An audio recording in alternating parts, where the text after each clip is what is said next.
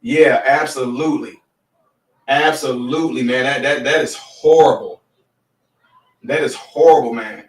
Somebody said it works. The like button worked for me. Okay, what I did is I just posted a link, ladies and gentlemen.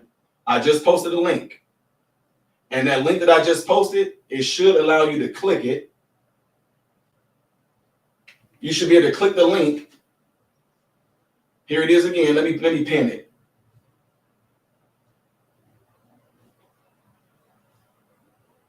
I just pinned it. I just pinned that, so it should be posted right there. Now, if you're not able to do it, I don't know what to tell you. Mama Don, if you're in here, you usually click the link, Mama Don.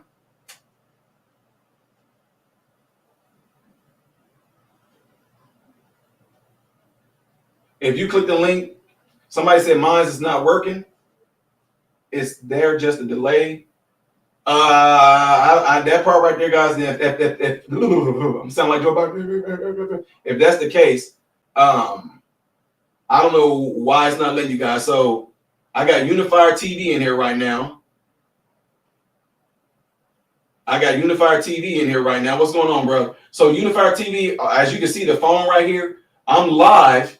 On the phone, and there's a ton of people in here. But I'm trying to get it to where they can click the link and they can come on. That way we can talk about some things right here. But some people saying they're not able to click that link right there, and it's not letting them get in because I'm wanting some folks in here who's going to jump on. They claim that they're going to, I guess they want to try to prove me wrong about some stuff.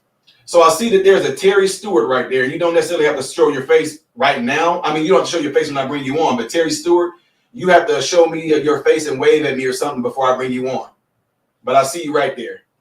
So if you're not going to show your face or anything like that, I'm not about to bring you up. I'm not about to do that.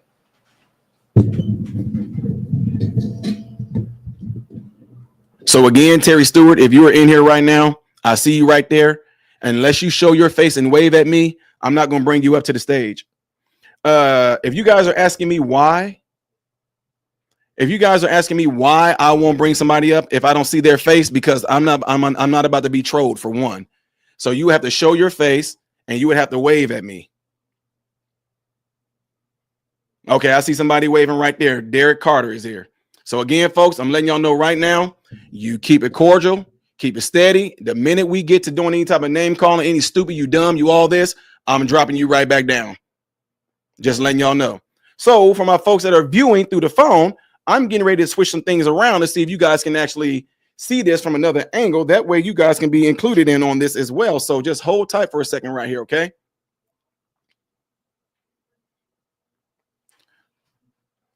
So here we go. About to bring Derek Carter up. Let me make the screen a little bigger for y'all. Make sure you guys hit that like button. Wait, it disappeared. All right, here we go. Can you hear me, sir?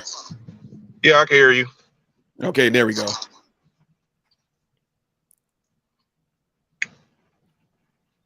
Go ahead. The floor is yours. Yep. So I was kind of listening in the background. I heard you ask the question of what can you do that a white person can't do? Was that the question? Well, yeah, I was saying, what is it in America right now? If anything that any black person wants to do with their life right now, what is it that they can't do? Now, again, that's anything that an individual black person wants to do. What is it that they can't do right now? There really isn't a lot of things. And I think that it took some time for us to work up to that. That's the reason why we have things like affirmative action and Black Lives Matter, NAACP, things of those natures to combat the overwhelming issues that hit the black community and preventing us from being able to do these things. In what way? Like are you saying that Black Lives Matter and NAACP are the reason that black people are able to do things? Or I'm kind of lost. Yep. Well, more so the NAACP, but the Black Lives Matter, what they've been doing as of recent, and I'm not fully on board with them, like fully in support of them, but they do bring a lot of light to things that would have otherwise been overlooked. Like if you look at like the Trayvon Martin situation, George Floyd situation, Alton Sterling, these are certain situations that, well, of course, with George Zimmerman, he got away with it, but some of these cases, they help put a lot of emphasis on it in order to bring justice. What justice was brought? For example, you mentioned George Floyd, and still to this day, nobody can tell me what George Floyd did for the black community at all, besides being a crook and being a crackhead and things like that. So what did he attribute at all to black people? He didn't attribute anything. We were on the subject of Black Lives Matter, and all I was saying was that situations like that, innocent black men would have just gotten killed, and it would have gotten swept under the rug had they not brung it to the light. So these are just examples of situations that back in the day our ancestors had to deal with. Now there are things that are being, opportunities in different solutions that are being sort of gifted to us as of today. So now, one thing I can tell you this, I can agree that because all of us have a, most of us all have a camera in our hand to where we can record things, but at the same time, based off of to me, it's situational. George Floyd case, it all came out, and you can go look it up. George Floyd was not killed as a result of that police officer. I know they're not going to release. They're not going to talk about it because it's past and gone. George Floyd died as a release. He died as a result of overdosing on fentanyl. I'm in medicine. George Floyd, if you go back and watch the video, he was hyperventilating. He was going out of his mind. And actually, that's one of the things that fentanyl does. It can sit there and it can increase your heart rate. But if you sit there hyperventilating, trying to offset what the fentanyl is doing, it can cause you to have heart failure. And on top of that, them talking about the knee being on his neck, you got two things on the side of your neck. You got your carotid artery, your carotid vein on both sides right here. If I sit there and put pressure on this side of my neck, it's not going to stop oxygen from getting to my brain on this side. The only way they can stop that, when you see people get choked, they do like this. But that's just one side. So anybody right now that's watching this, you can go and look it up to see what actually caused George Floyd death, and it is completely what that first coroner said. It was not by asphyxiation by that cop. It was by him having an overdose of the drugs that was in his system.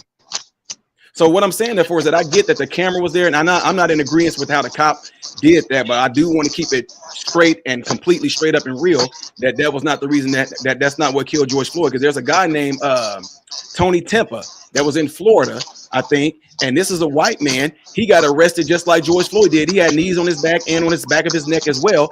He died, and it didn't get any attention.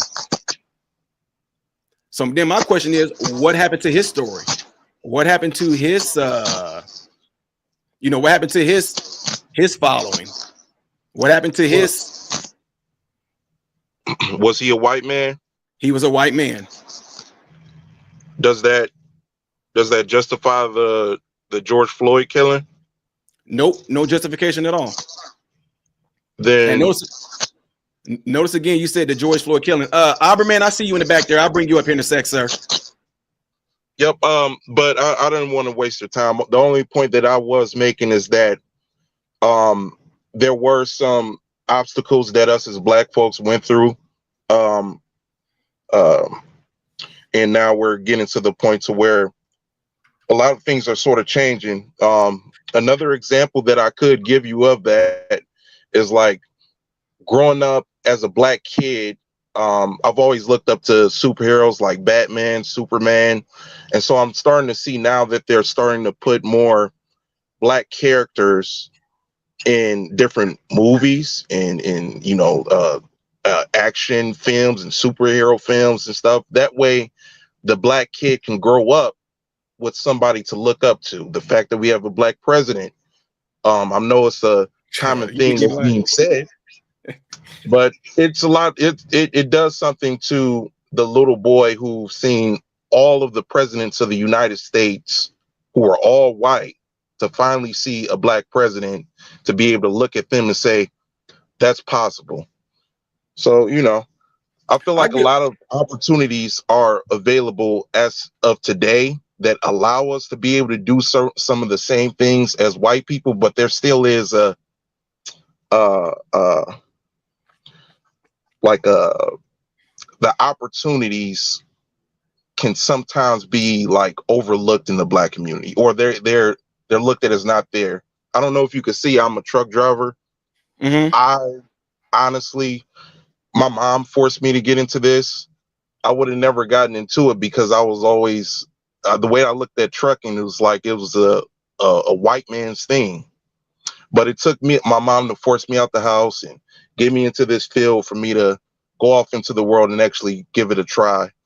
And so it's opportunities like this that is offered to us as black people that pretty much was dominated by majority white people at the time.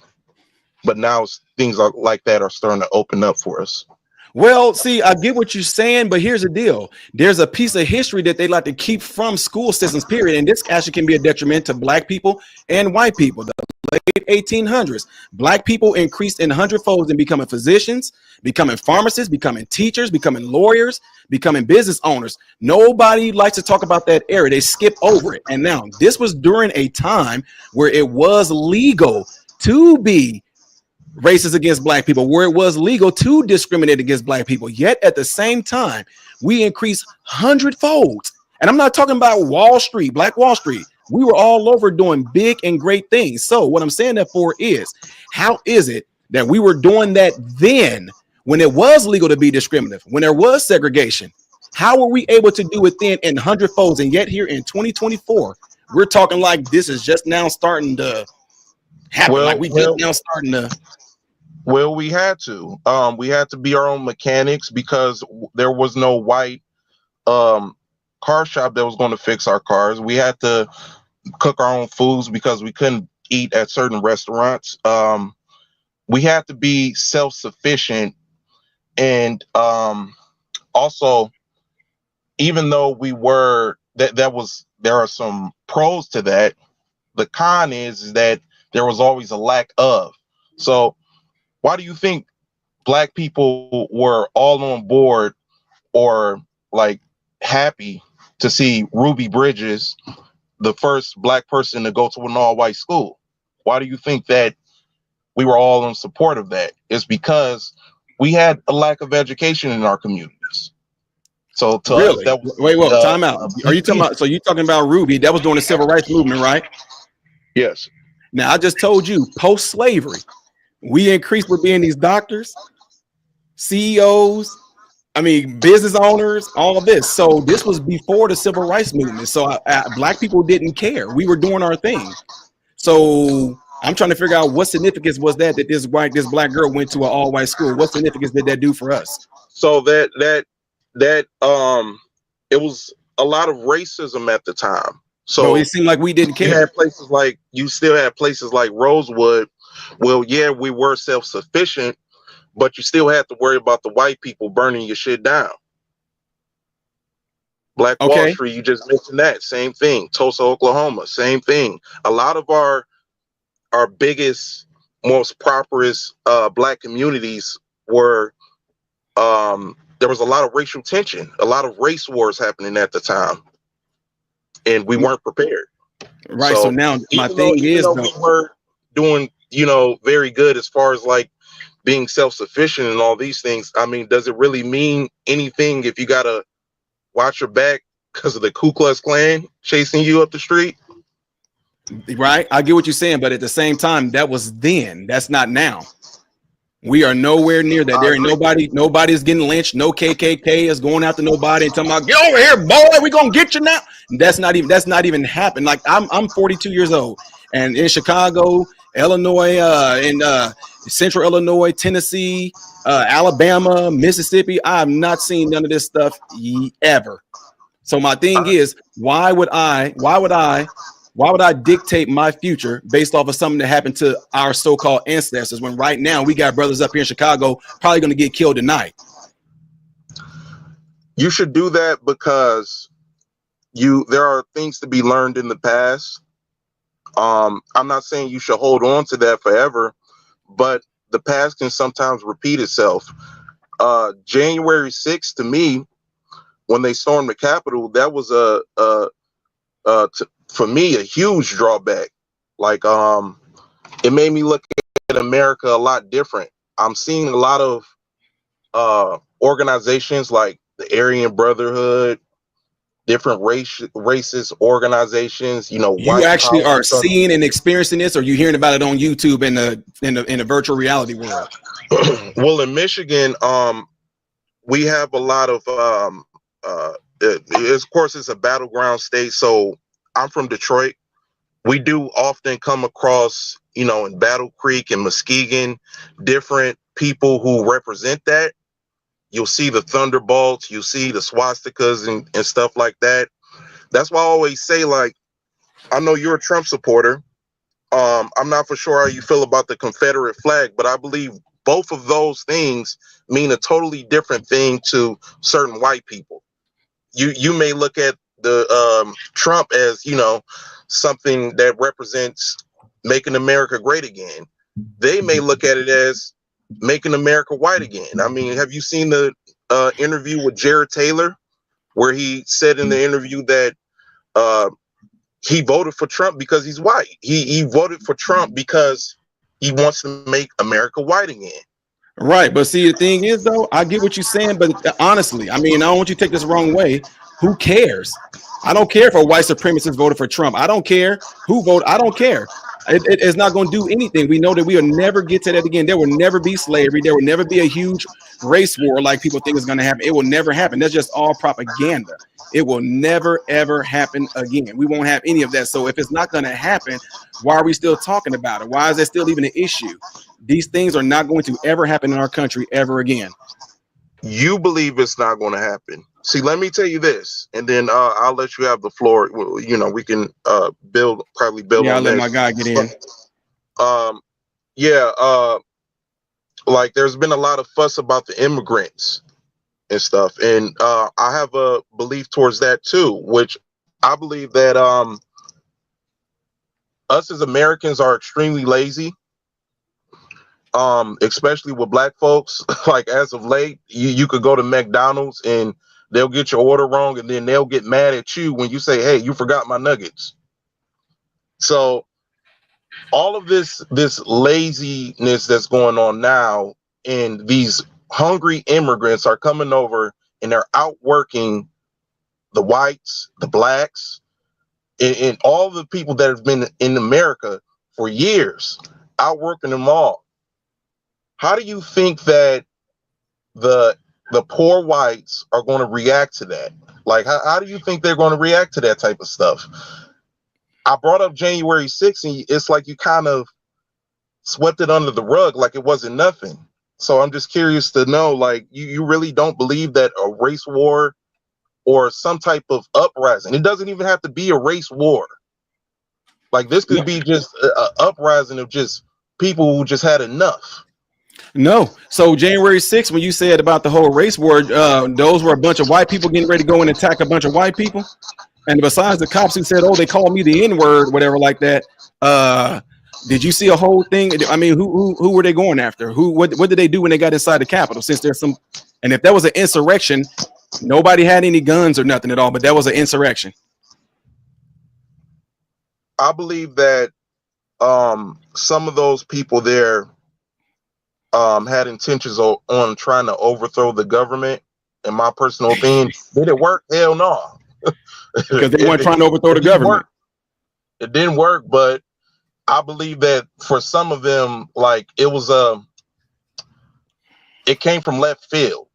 You know, it wasn't thought out really. So they kind of, attempted at it, but like imagine that being pre-planned, and imagine something like that being like, okay, if Trump does this or if they, like, I felt like if Trump didn't win this time around, I believe there for sure would have been some type of uprising. I believe so. If Kamala Harris would have won, I believe that there would have been something that happened. White people wouldn't just let that happen. Because I honestly believe that the elections was rigged in the first place. But you have certain people out there who just not going to let that fly. All right, I hear you. Well, I'm gonna go ahead and let Mr. If I say your name wrong, Oberman, I'll let you go in and add something to this. What you got, sir? Give me 1 second. Your mic is muted. There we go. You can call me Brad. That's just that's my original email. As far as January 6th goes, what I think happened, man, I think a lot of Americans really thought that election got stole, and I think people are thinking it even more now because there is almost 20 million votes that the Give me left 1 second had. here. I'm sorry to cut you off. Somebody got their somebody might have their speakers or something on too loud because we getting some feedback like Hold on, that. let me walk in the house. It may be because I'm sitting in the garage. Hold on. Oh, you sound better now though. Yeah, no, you good. You're good. Because now I can't hear myself. I think Mr. My guy up there, Mr. Derek, it was him. So you good, Okay. Brad, you good. Well, what I think a lot of people were thinking on January 6th, there was really a lot of Americans that really thought that the election got stole. I think even more so now because there's almost 20 million votes that Uh-oh. the left had in 2020 that just disappeared. I mean, where did all those votes go? Uh-oh. And if people were to uprise against the government, that's happened in our history before. It's called a revolution, and rising up against a tyrannical government, throwing them out and starting all over again. You can't be talking about that Constitution. There is no way you could be talking about something that we're supposed to be abiding by, right? Yes, sir. So, see, that's what I'm saying. And honestly, whenever, based off of history, if anything that America was going to do, there is no way that Americans were going to do it hands free. So that's why I say, Right. if we look at it for what it was, that was not an insurrection. It became an insurrection because media outlets repeated it over and over and over and over and over and over and over again. So we said that's what it was. And when you said they stormed the Capitol, my question is this: what would happen if somebody said, "Hey, they broke into my house," and then you say, "Well, what happened? Let me look at your house," and nothing is out of place. Well, you said they broke in, right? Yeah, they broke in. Well, what did they do? They got in here and walked around. Now, Right. would you call that? I mean, you might call that breaking an entry, but you can't call that a robbery. You know what I mean? You could call it trespassing, but Right. so that's what I'm getting at. And I know that. And then here's the thing too: there were feds that were there. We know this for a fact. The feds were there. They actually was amping the crowd up. They were trying to unify. I see you in the background, my brother. I'll bring you up. There were feds in the background. There were people amping up the crowd. They were actually, what's the word I'm looking for? Assaulting the crowd. They were tempting them to do things, and some of them fell for it. Now, I tell people all the time, I completely understand for some of the people that were grown-ups there, that had to be idiotic to sit there and was breaking windows and doing things like that as grown-ups. I get that. I completely understand that. But for the ones that we can see on video right now, thousands of hours of video of those people being let in. And when they got in there, the police was talking to them, waving at them, and they walked around. So where was the real insurrection and all the lies about, oh, such and such life was in danger? Those people seemed like they wasn't going to no doors and trying to kick them down or nothing like that. Yeah, and part of it got suppressed too because if you go back and look, Trump offered the National Guard to Nancy Pelosi because he thought that there was going to be a problem that day, and she said, "No, no, no." Next thing you know, they running out the building like a bunch of scared little kids. Yeah. Yep. Unifier TV, what's going on, my brother? Not much. Can you hear me? What's going on? I can hear you really well, man. All Man, right. first time on here. This is a buddy of mine, everybody. Those of you that are in here right now, Unifier TV has his own YouTube channel and Instagram. So make sure you guys go over there and check him out. He has his head on straight. He talks about a lot of the things that I talk about. He actually posts probably more so than I do. So make sure y'all go check out Unifier TV, ladies and gentlemen. Yeah, I appreciate that. I appreciate that a lot. For sure, man. It means a lot coming from you, man. Absolutely, I've been following you man. for quite a while. But no, man, like a lot of people are in fear right now because of what's been going around, what they might try to pull before the inauguration, during the inauguration. Like no one knew what the word insurrection was until the news started throwing it around. Now you got regular people trying to use that word. It's like you don't even really know what that means. And so a lot of people are in fear right now. A lot of people on the right that I know personally are worried about what tactic they're going to try to pull next. But we can't live in fear of that. We got to know that God's in control, and I believe that Amen. God wants Trump in office, and that's what's going to happen, no matter what they try to do. So they may try to do that insurrection thing. They may try to bring up all these other things. They're not. The game is not going to stop. So that means we can't stop. And yes, we got the House, we got the White House, we got the Senate, we got it all right now. But we can't take our foot off the gas, because Right. the same power and force that we came forth to get him reelected, we got to keep it going, because the games aren't going to, like I said, the impeachment attempts are going to come. Unfortunately, the assassination attempts are still going to come. The devil is still going to do his thing. And so the more faith we put forth, and the more we pray over him and over this country, the more we're going to continue to have these victories. But we can't stop now. We got to keep going. I agree. That was 100. The older I get and the closer I get to God, the more I notice stuff like I come from a predominantly left-leaning family. Like Obama's first term, I voted for him, and then during that first term, I started seeing a lot of weird stuff happening, and then I started scratching my head, and I'm like, man, what's really going on? And I see a lot of pandering from the left. For instance, you know, where Kamala said she was gonna make cannabis legal, right? Well, I'm in the cannabis industry. That's what I do. I retired from being an electrician after 23 and a half years, and she's talking about legalizing it all the way across the board so black men can have a business and get into that industry, which was a lie, because it's already federally legal in all 50 states through the 2018 Farm Bill without all the red tape. If she was going to do it like she was talking about, you would have literally had to been a millionaire to come into the industry. Yep. So I don't get it, man. I really don't. Yeah, and you know, I think the whole thing though, man, like right now is that, I mean, based off of what we just saw in the United States, the fact I keep telling even my own mentees, even the ones that disagree with me, I tell them, go and look at that map. And although you might see the Illinois is blue, California, click on it and see how freaking red it's lit up. I mean, one of the places that I grew up at, Decatur, Illinois, I was blown out of my mind that we call Decatur, Illinois is referred to as baby Chicago. It's lit up red. I was shocked out of my mind. And that just shows me that looking at that whole map overall, 80+% of all of the United States of America right now is red. You got Native Americans that voted overwhelmingly 65% for Trump. You got Latinos voted like 50 to 60%. And even though it may not seem like it, even blacks, we went from being 12% to 25+%. So something happened, man. I'm telling you, a lot of us, I think we've been so used to what we've been told all of our lives in the black community, growing up in the hood and stuff. We can't even see that we've been completely deceived by it, because everything else, it looked like for example, we were trained and we were told how white people were. They were this, they were like that, they always this. That whenever I went into a grocery store, a white person looked at me, I'm automatically going, man, what they looking at me for? I'm not even gonna steal anything. What y'all staring at me? These white people probably just looked at me because like they looked at any other child. But the thing is, I was taught to perceive that if they made eye contact with me and they looked at me, they must think that I'm trying to steal. They must think that I'm trying to do something. So how did that get added into my mind? It was taught to me. Yeah. You know what I'm saying? So what I'm saying that for is that we are being taught right now as black people, we are being taught. You've been told to be pissed off about what happened during slavery.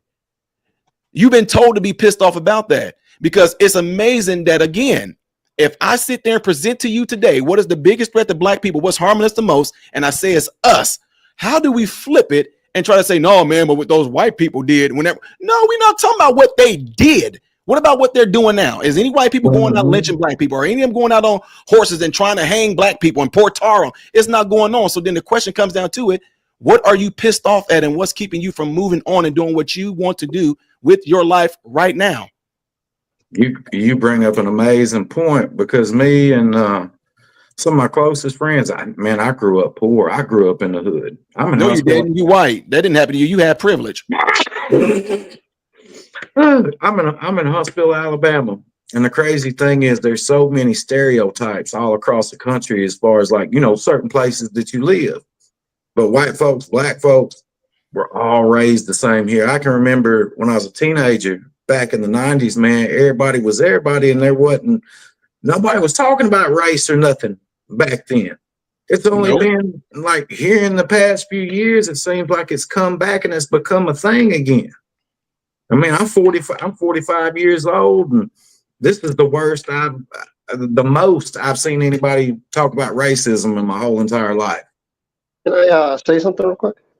Or am I muted? Who are we talking? Who's talking right now? Raise your hand. Ray? Hi. Okay, yeah, go ahead. Okay, Ray, go ahead. I just had a couple of points to make. One, Kamala Harris won every state that did not have voter ID laws and lost every state that did have voter ID laws. I'm sure that's just a coincidence, though. So all black people must live in those states, though, right? Because, black people don't know how to get their IDs and don't know how to get licenses and stuff. So supposedly, but I haven't met one like that yet, so I don't know how much I believe it. I think it's more about illegal immigration and dead people's ballots and that kind of stuff. The other point I wanted to make is the media complex. If you go back in time and you remember when when Trump won the election the first time, Hillary Clinton got caught rigging the primary in her own emails on WikiLeaks, the Podesta files. Somehow that transferred into Russians helping Trump and then was turned into the Russiagate impeachment over the next 2 years. And now going back in time, we know Michael Sussman, Hillary Clinton's lawyer, fabricated all of the evidence that led to Russiagate. It was all based on fake evidence from the Democrat Party. And when you talk about the racial division and that kind of stuff, I know it's uncouth, but I can't help but think of Kanye and what he was saying about the media. And when you think about like Trump being labeled a racist, and the Democrats run every single inner city ghetto in the country. That's not Republicans. And when you think about like Trump's history helping Nelson Mandela, Jesse Jackson run for president, like he's done a lot of stuff personally for black people before he ever ran for president. And it was just instantly not just erased, but somehow they managed to twist it like he's in the KKK or something. So I think the power of the media is really kind of terrifying, and what's responsible for all of the division in our country, because you're not a black American, you're an American. Period. We're all just Americans. This idea of putting this prefix before it just makes people less than, and it's not fair. Yeah, he's right. But they got Biden on video at the Grand Wizard's eulogy of the KKK talking about he was this hero and shit.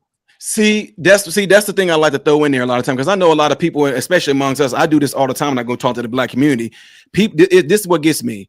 Okay, and it's not to throw no shade. Somebody would say, hey, white supremacist or even a known white supremacist, he supports Donald Trump. Donald Trump gets up there, I denounce every last one of them. I denounce the KKK. Trump said I don't care if you support me. I'm denouncing you. But yet you got Joe Biden who's doing a eulogy, and then you got Hillary Clinton saying that one of her greatest mentor was Margaret Sanger, the one who said, I want these niggas eliminated. I'm like, wait a minute.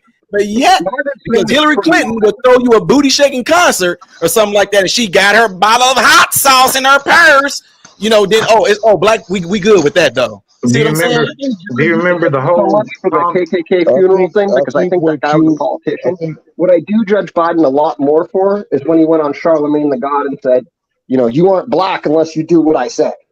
Yeah, he pretty much said to me. Yeah, he said and here's the thing, this is why I want people, that's why I say I really do pay attention to words. President Biden said, if you don't know if you're for me or Trump, then you ain't black. So that means he was talking to white people, he was talking to black people, whoever, even independents. If you didn't even know who you were going to vote for yet, he said, if you don't know if you for me or Trump, then you ain't black.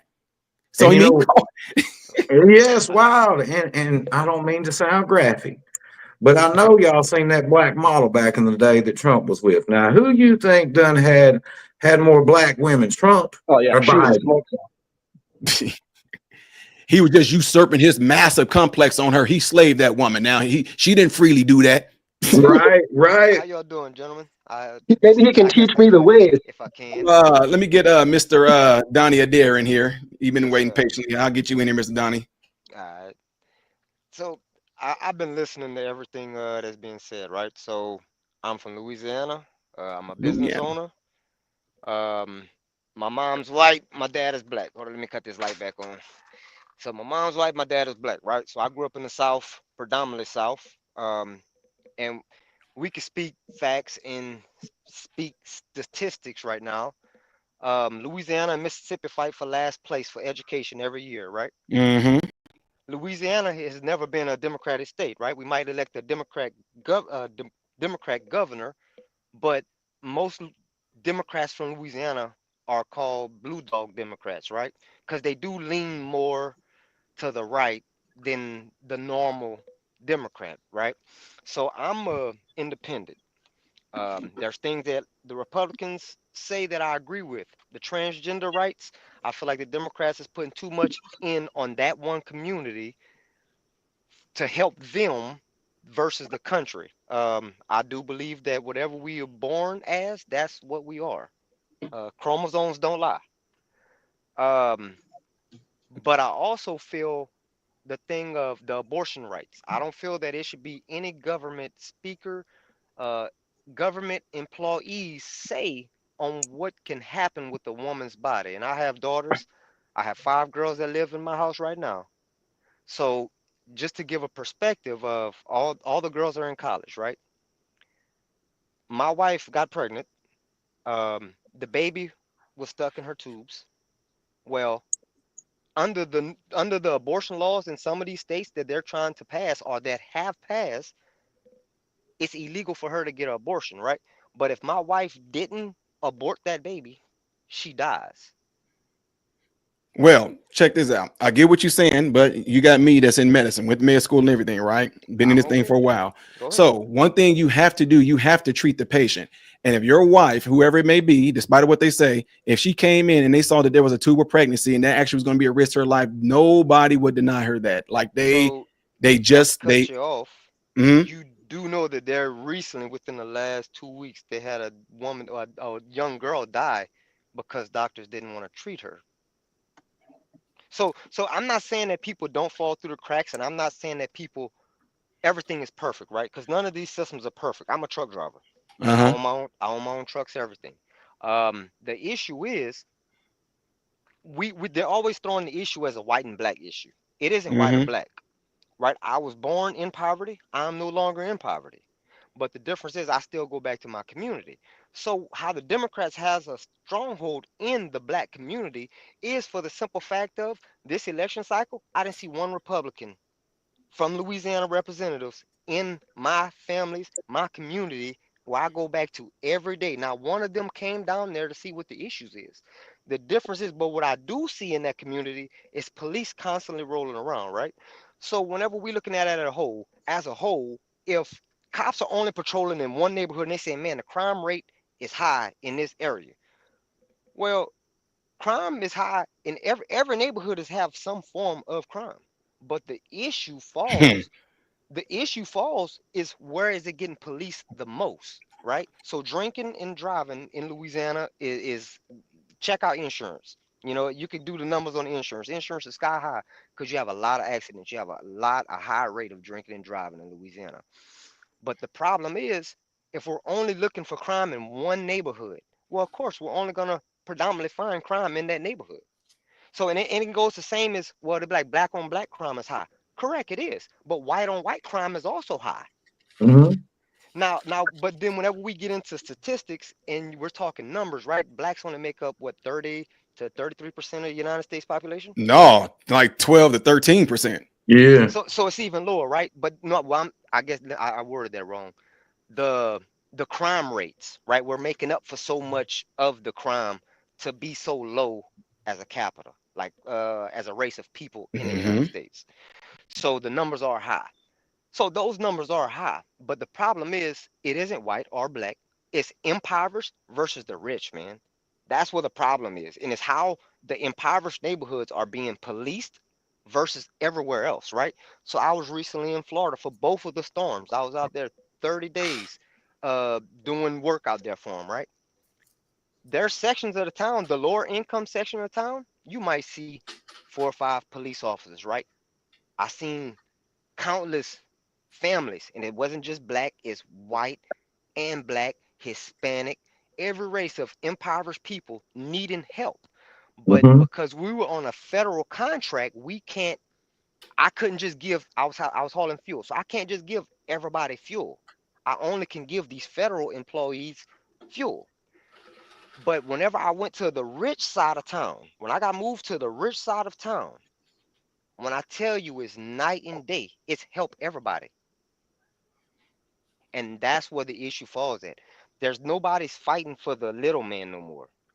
The working class, the actual working class, the working class, middle class is considered in Louisiana, I think it's something like 50,000. You consider middle class. Man, 50,000 in Louisiana, you're still living check to check, man. Mm-hmm. That's Yeah, especially this day and age. that's no money, right? So inflation happens. Um, but one thing that we have to look at when it comes to the president is the debt ceiling, right?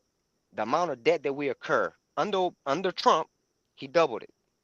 These are facts, right? We can't man lie, women lie. Numbers don't lie. He did double the debt. Under Biden, inflation is higher, but the debt is going down. So this is so in turn, if we go back to doing what Trump was doing under his first term, now mind he had COVID happen under his first term, so he was capped off on what he could do. But the problem is we as a people have to talk about the real things that's going on in our communities to help our people. Because see, the spreading of information, he talked about Trayvon Martin earlier.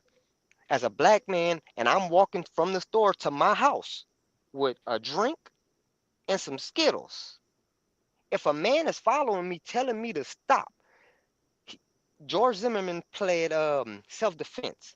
Well, why isn't it so Trayvon Martin didn't have the right to defend himself with a man stopping him that is armed? And the 911 dispatcher tells him, do not follow him.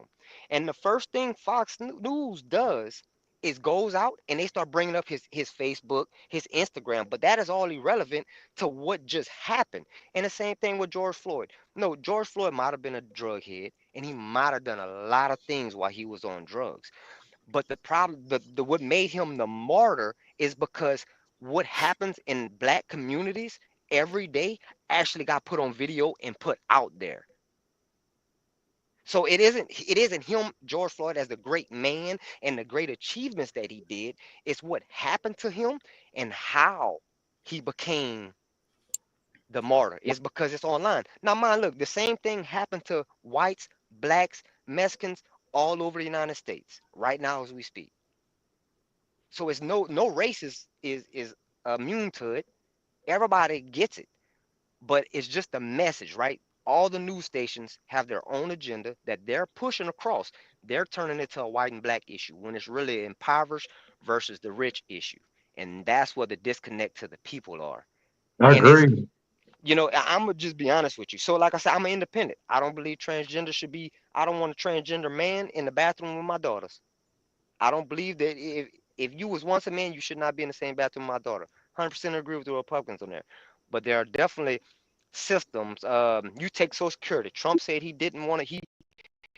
He said he wasn't going to cut Social Security. But then I have grandparents that lives off Social Security, and they attempted to try to cut Social Security. Who is they? The Republican Party. Right. So if they tried to cut it, was there a reason behind it? The reason behind it, Yeah. well, to move the money around because they're saying that it's going down, correct? And it is. The Social So Security no, I is guess what I'm getting at is that whenever you said they cut their Social Security, no, did they it? Was there tried. They something? tried. They Right, but even attempted, when they but it try, didn't. was there a letter that explaining why that their Social Security may get cut? Because I get patients all the time to get a letter similar to that, and it's a outlier to it. So that's why I'm asking. Not saying that they was wrong or they didn't. I was just wondering if there was something in the I wording. can't give you the I Okay. can't give you the specifics. I don't want to lie to you and give you just make up something. But what I can say is I remember when it was going on, whenever the Republicans they were trying to pass legislation to cut Social Security. Biden's Nonetheless, inflation I'm not on Social effectively Security cut right now. Social Security spending to 50% of what it is. Well, but the because your issue is though. purchasing power is half of what it was before Biden. But do you know? Do you understand why Social Security is failing right now? Yeah, the program's been robbed left, right, and center for decades. Okay, but so how much money from Social Security goes into the defense? I don't even think it's as much into defense these days. Forty Defense percent. was used for the Forty Iraq percent. War, but the Social Security spending for defense is like a one-time pull. It's not perpetual. So No, they no, did pull actually, like $1 trillion or $2 out of it for correct, the Gulf War under correct. Bush Jr. I remember that. Correct. But as far as the real problem with Social Security is the You cut out. You froze. Yeah, Which one it froze? froze up. Yeah, ones but working part time. wait, say that again. Kids don't work full time jobs like they used to. So their Social Security pulling isn't the same as if they had a full time job. The vast majority of the younger generation works multiple part time jobs or in the gig economy, which doesn't pull jobs for Doesn't Social pretty much fall Security. into the. Give me 1 second, guys. American man, you would have to show yourself and wave at me in order for me to bring you up because I don't know if you were a troll or anything like that. So until you actually turn your camera on and wave at me, I cannot bring you up, American man. Okay, continue, fellas. Yeah. So look, I just want to make the point of look, I agree. Like there I there know are who this things that is. y'all saying that I 100% agree with. Like so, I don't want to make it And, seem like this. I'm and I just got what you were saying I about definitely education too. I thought that yo you yeah had some yeah valid points there, but I yeah think it's yeah also important to point out that education is directly funded by the income of the local community. So a rich neighborhood will always have better schools than a poor neighborhood. And the second highest funded school district in the United States is the Baltimore public school system, and it is the which is worst horrible. public school system in the United States. Correct. Yeah. So So and I money agree isn't with going to that. solve all problems. You have to have, I think, community involvement. Big time. Well, the thing I agree with that. You definitely have to have community involvement. But the thing is, in Louisiana, in a state like Louisiana, where we produce a third of the United States oil, um, every year in the budget they cutting education. So it isn't just a community thing, right? It's representatives, the people that are in elective office that are cutting the education system. So when as Who's they're voting them in? so that was going to be to my next point. Great opportunity to say that because look, the problem is I can fault my own community for not getting out there and voting, right? But That's what I wanted to we hear right there. we That can was my we whole can message from the beginning that we not we can holding each get other out there. accountable for it. Somebody We else's can fault. we can really look at it for what it is, man. You can take the election results, right? You could take all the percentage of the votes from black people, but as you just said, 12% of the United States is made up of black people. How much of that percentage actually went out there and voted? Martin Luther King died for us to have that right. I was also a Malcolm X fan. So we all have our community has a long strides to go. But to sit here and say, hey, systematic discrimination isn't real or isn't still happening, that would be false. And we can't sit here and play like we don't know that these things are still real in America. I work in the oil field, right? My life is based off of the oil field. I did very well working in the oil field. Ultimately, did so well to where I could start my own business, and we're still currently working the oil field. So under Bush, under Obama, did great, phenomenal as a truck driver. Under Trump, Biden, horrible, both of them. Now, the only good thing that Trump has going for him is that he has JD Vance. JD Vance comes from a family of truck drivers. So, technically, would he be the better choice for me? Correct, he would be. But some of the abortion rights, I just feel like, look, the government shouldn't be stepping in. At a certain point, there's too much government in the people's lives. Now I have to. So wait, 1 sec. Let me say something real quick here. Go So ahead, this bro. is what I mean. It's a lot of stuff to unpack in what you just said. I'm gonna let some Nah, other most people on definitely. here jump in on it as well. But I'm telling you this just from experience, and I know a lot of people say these things. Hmm.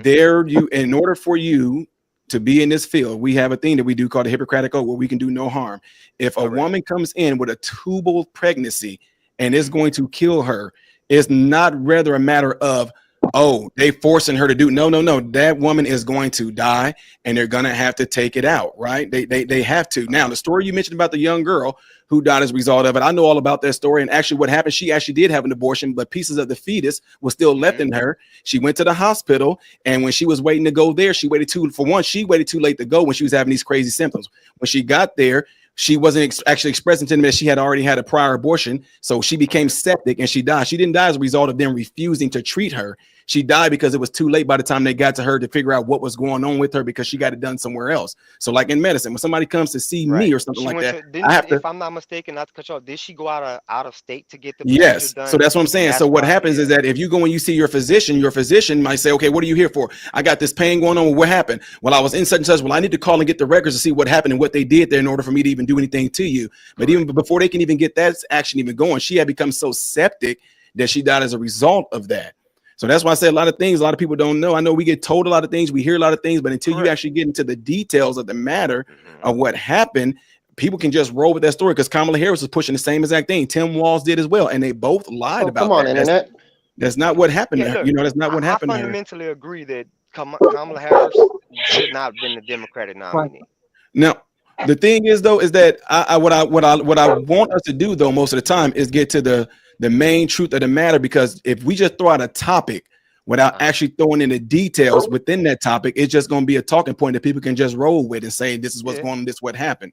So but let me get I think my guy Unifier hasn't. I'm gonna go Unifier, then I'm gonna go Auberman, then I'm gonna go American Man, then Ray Boston. So my thing is like with the systemic issues. Okay, there's always going to be that because it's on all sides. There are black people that are racist or have issues with other races. There are people on within every demographic that has a problem with another demographic, whether it's justified or unjustified. But the problem is when you dwell on it, because you could sell yourself short or cut yourself out of opportunities or certain achievements because you're worried about what the other person thinks about you or if they don't want you to have it. One of the things I think about the most, there was a quote in the movie, whatever that movie was, with Cuba Gooding Jr. and Robert De Niro, where they were both in the Navy. And Cuba Gooding Jr. pushed real hard to achieve these goals. And he asked him, why do you want it so bad? And he said, because they told me I couldn't have it. And that's one of those things. The biggest slap in the face to those people that you think see you in a certain way as a black person, and they don't want you to achieve a certain goal. If you really think they see you that way, and they very well might, because racism is out there, but it's everybody. There's everybody of every demographic that has a problem with someone of another demographic. There's people out there. But the biggest slap in the face to those people is if you get what you say they don't want you to have, in spite of them trying to stop you from getting it. So instead of cutting yourself out saying, oh, it's systemic, they hate me because it's and that, go get it anyway. Because if you really think that you're at a deficit, show them up by getting it anyway. But my other issue is people want to bring up all these different things about Trump and this and that. The way I look at it, Trump is still a human being. Do I believe that God wants Trump in office? I'm always going to believe that. But the thing is, he's still a flawed human being, just like the rest of us are. Because the ones who still voted for him, that got this man reelected, if you were to poll them right now, if every one of them were to come on this live and name something that he said or did over these past 4 years that they didn't like, everybody would have something to say. He's still a flawed human being. Do I trust his plans for this country? I 1,000% do. But are there going to be some things that he does that may not work? It may not work. Scratch it off, try it again. Or it doesn't work the way he thought it would. Or it may not work perfectly for everybody. The fact is, overall, this man is going to get this country to the point where we can afford things again, where we can live better, where we can be more prosperous. Some people, unfortunately, may not benefit the same way. But it's just like football. You try this play, it doesn't go the way you thought, so you only get a couple yards out of that. So now in the next play, you got to push for more yards. Sometimes you go for it on fourth down and you don't get it. But at the end of the day, if you kick the field goal and win the game, nobody thinks about those other plays that didn't work anymore. So I think at the end of the day, Trump is the one that we need, not the one that we just want. He's the one that we need in office because he has the plan to get us where we need to be. And I do feel bad for some of the people that had issues with Social Security. But like Ty said, there are different reasons for that. And I don't know. It's not, I don't know a whole lot about it, so I'm not going to speak on it a lot. But there are reasons for that. So hopefully we can get everybody to the point of prosperity that we can be, because unfortunately now the common thing is for everybody to be working more than one job. And it wasn't Mm. like that just a few years ago. It was not like that. I worked 2 jobs. One job I work 7 days a week, the other one I work 4 days a week. So there are no days off for me. I Man, average about 2 to 3 hours of sleep a day. And am I sitting here complaining? No, but my family is fed and they got somewhere to live. man. But it wasn't like this a few years ago. And so I believe Trump is for the working class. You know what I'm saying? For Kamala to come out of her mouth and talk about price gouging is the reason why we're paying so much for eggs. This woman does not have a good grasp on economics. It's not price gouging. They have to pay more to get it, so we got to pay more to get it. It's simple. So I don't trust her with my wallet in her hands. So this man is going to get us to where we need to be. Is it going to be perfect? No. Even as conservatives and people who voted him in, he's still going to say stuff that we don't agree with. Mm-hmm. He's still going to do stuff that we don't agree with. That's life. We trust people in and out of our lives every day who have caused bigger infractions than this man. So we just have to trust God first. It don't matter who's in office. If we put our trust in God, we're going to be all right anyway. Facts, man. Amen to that. Man, I have to say, like I kind of disagree with one of the points, because my career at the time before I retired and went into business for myself, I was doing better under Trump than under anybody. Now, my 24 years as an electrician, just those few years he was in office, I seen pay rates for all construction workers all the way across the board go up 20 to 25%, and people were finally starting to get paid what they were supposed to get paid. Now, to the truck drivers, my best friend is a truck driver. Trump was talking about in his second term, if he would have got in there the very next time, truck drivers ain't had a raise since the 1980s. I can agree, truck drivers are not getting paid enough money, because they what makes our economy go, what makes this country go around. Mm-hmm. And I really believe he would have got something done with that too if the election hadn't got, pulled out from under his feet at the time. And I agree with my man over here to the right of me. We got to trust God that we're going to go in the right direction. And I believe if all of us looked to God and started putting God back in everybody's homes, our kids and everybody, everything would get better for everybody. And we wouldn't even be talking about some of the topics that they try to fearmonger us with. And then the Board of Education getting shut down, giving it back to the states. Man, That's a good thing too, because they're literally teaching our kids to hate each other at this point. absolutely, 100%. Yep. Yeah, Go but ahead. we can't whitewash history though. Slavery happened in America, as the guy before the first gentleman that he brought up. He also brought up clues of Redwood, talking about Tulsa, Oklahoma. These things happened in America when black people were prospering, and every time black people did prosper, it was another race to come in and destroy it. You know And what's that are the sad? facts. I just can I Mm-hmm.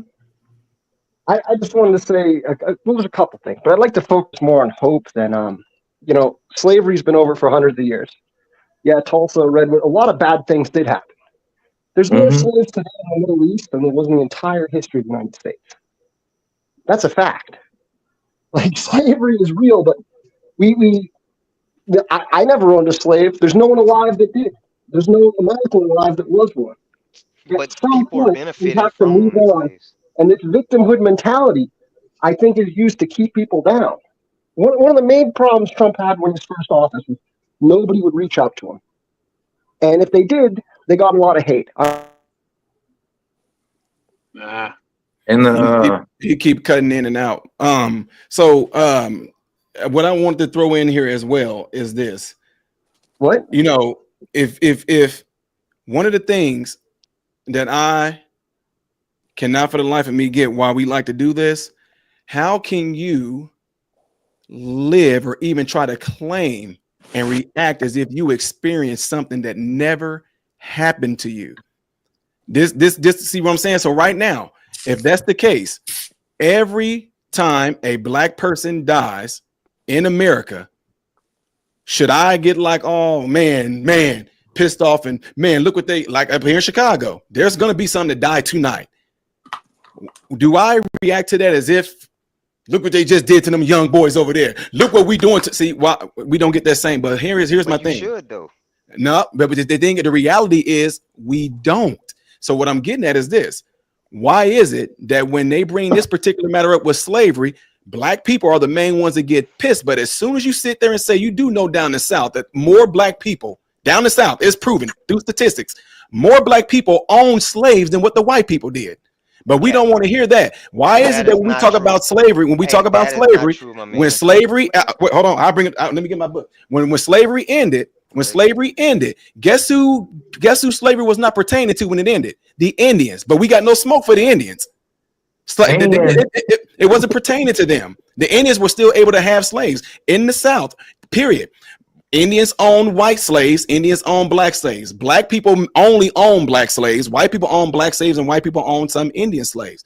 Nobody talks about that. For some odd reason, you can tell that we all kind of been indoctrinated at a young age. And the reason I say that is this: if I was to say to anybody, and I do this with my mentees, I say, guys, tell me about slavery. Oh man, they had us. They always say us. So how is it that whenever you think about slavery, the only thing that formulates in your mind is what happened to black people? But it happened to white people too. And it happened to Indians, but we don't like to talk about that, right? And on top of that, and during the transatlantic slave trade, America barely got 1% of all the black slaves. Portugal got like over half of them. The Dutch got a lot of them, but America got almost the least amount. And yet we use that as a means to say, America, we got problems. There is no way, physiologically speaking, that any black person alive right now can sit there and have claims to feel the trauma of what happened to our ancestors during the slavery time. There's just no way. It never happened. But if you're not a victim, you're not easy to control. Let me ask you a question: is KKK still alive and well right now? I ain't never seen one. Well, hold on. I'm not, just because you haven't seen one doesn't mean that they're not there. I live in Louisiana. They started letting black people in the 90s. Now there are still active Klan members in Louisiana right now. Doing what? Yeah, but the KKK started terrorizing the same things that they've been doing. So listen, they're not lynching, but you will see the burning crosses. Ooh, you know what I'm saying? I'm just being real with you, man. Look up Gina, Louisiana. If you don't know, and look, it's in the paper. Look up Gina, Louisiana. Right. These are things that's still happening. I get it. I get what you're saying, bro. But here's the thing. Ooh, I mean, I don't want this coming down as being wrong, but it's like, ooh, they burned a cross. Ooh, what does that mean? Just like, for example, we know that supposedly a lot of black people got sent a text that was saying, hey, you Negroes, since Trump won, you got this email, and you got this text, and it's to tell you that you need to show up at 12 o'clock. But who cares? My thing is, who cares? If they burn the cross, I bet you wasn't on somebody else's land. I bet you might have been on their own land. No, and they did that. You do know they're burning this in black people's land, not their land. So people so they are people still. So wait, is still terrorizing. So how do we know that it was a KKK that did it? How do we know the black people didn't do it as a whole? Active Klan members that ride around. Right, but again, how do we know that it was KKK that did it and not the black people that did it as a hoax? Because we are good for doing stuff like that. We've been caught doing it plenty of times. Now I got 1 point to make. We can't say like a few instances, right? As a percentage, we can't say, oh well, because we've been caught, none of this is real. You know what I mean? Like we can't say, oh well, hey, you had a couple bad apples, so that means a whole bunch of apples is wrong. Exactly. So how can we say that it was the KKK that did this? All because they are there? No, well, the reason is more of they'll let it be known that hey, this is the quote unquote the shit that we're on. Like it isn't like we can't, like I live in the South, man. I live here every day of my life. I didn't know racism even existed. Like I told you when I first got on here, my mom's white and my dad is black. I got a black side of my family that don't want nothing to do with me because I'm mixed, and I have a white side of the family that strictly told me when we showed up to my grandmother's funeral and we walked in there, and they jump up and say, what part of the fucking family are they from? And it was an issue because me and my brother was there. So listen, so these are things that have happened to me. So did that mean they were racist? They actually never seen y'all before. So they trying to figure out what the heck? Did they know it the whole time? You know what I mean? So listen, so case in point, my mom's mom didn't want to meet me and my brother because we were black. She said she couldn't do it. So, and these are facts. These are the reality that I lived with, that I grew up with.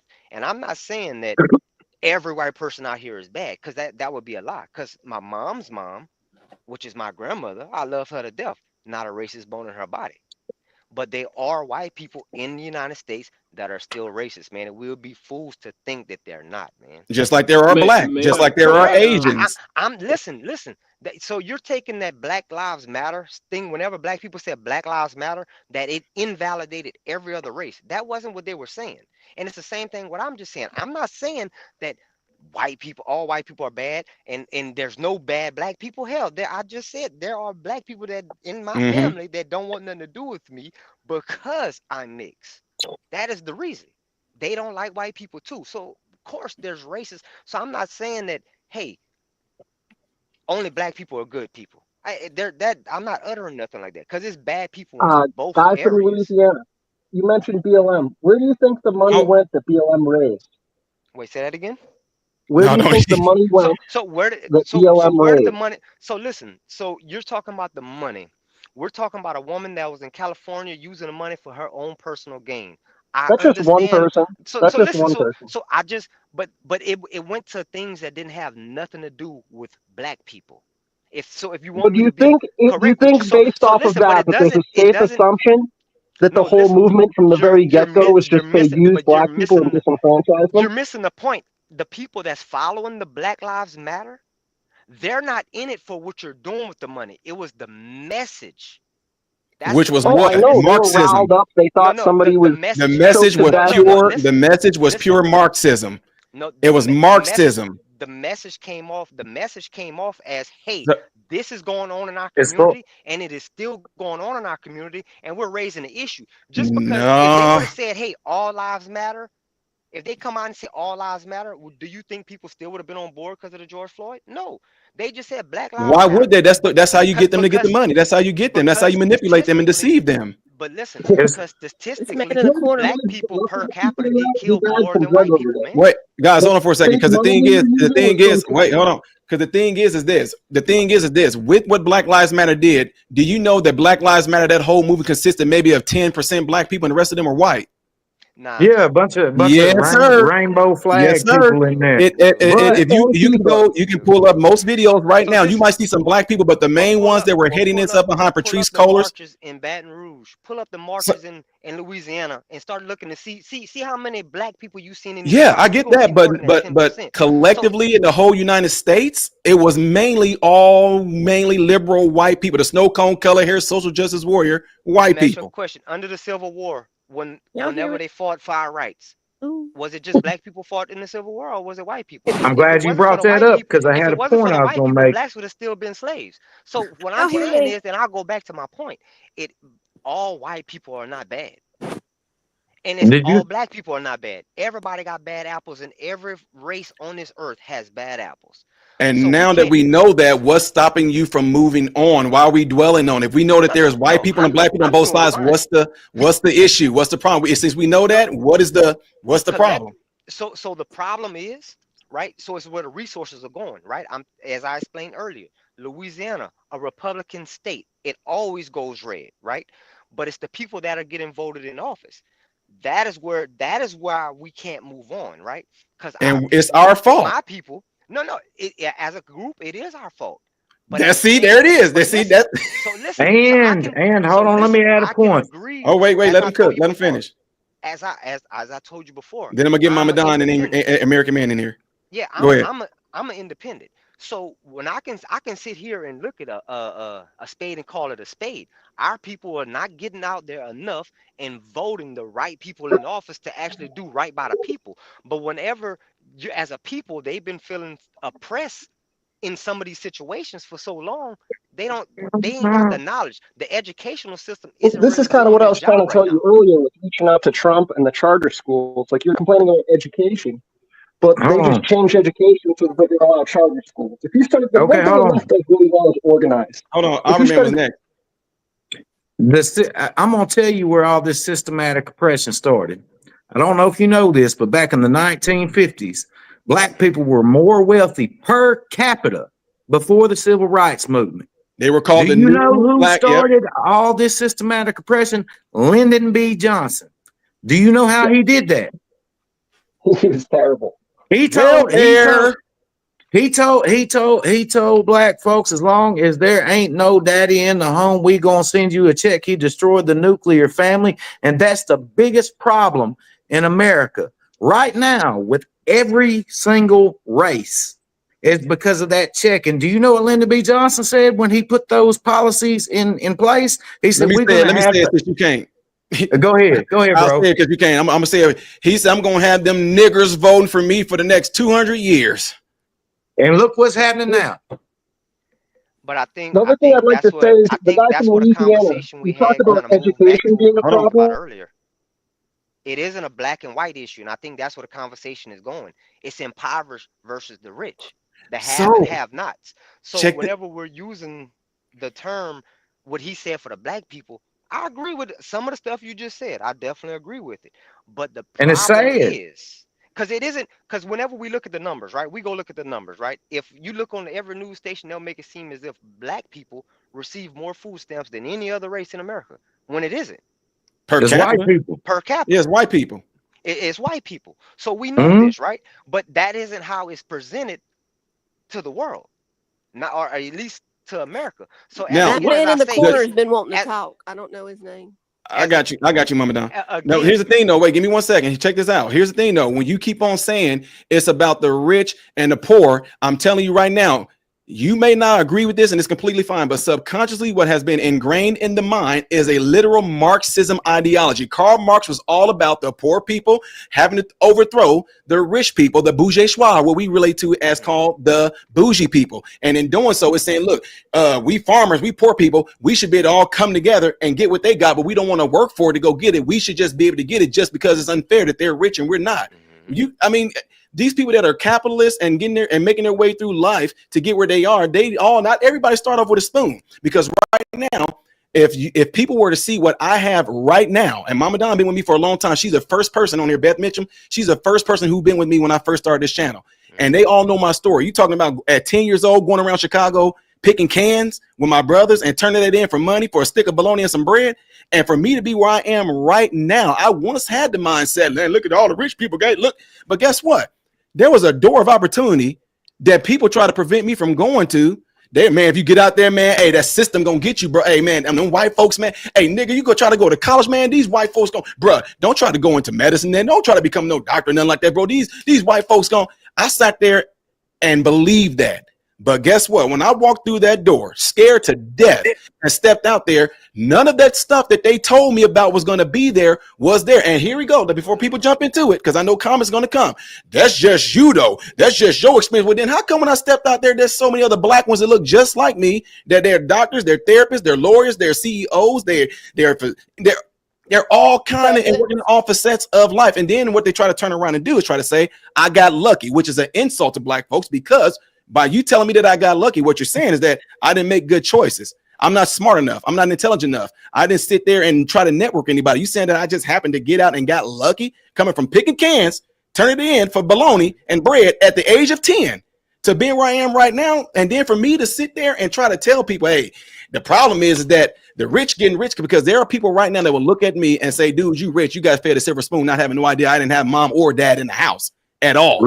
Real talk. So when I'm saying that right there is that Marxist ideology kick in. They teach us that from a young age. And the thing is, if you only will be able to sit there and try to peel back the layers as to why we even think that way, you will uncover that somebody implement that in our head at a young age, at a very young age, and it got covered up based off of life circumstances. You looking around and seeing everything that's going on. Therefore, you believe that when you believed it, it becomes a part of our character. It becomes a part of our attitude. It becomes a part of our behavior. And that's why no matter what type of optimism you trying to reach down, hey, come here, y'all just walked through this door. Somebody got, no, man, and no. See, also, no. Do you want to be successful or not? Yeah, but see, the thing is, man, not everybody. See, I can't do that, because to me, it's just that mentality of always making up an excuse, because a lot of us have been trained to come up with excuses because we only learned it from those around us that do the same exact thing. But all I'm simply saying, walk through the door of opportunity, see what's on the side. If you don't like it, you can always go back.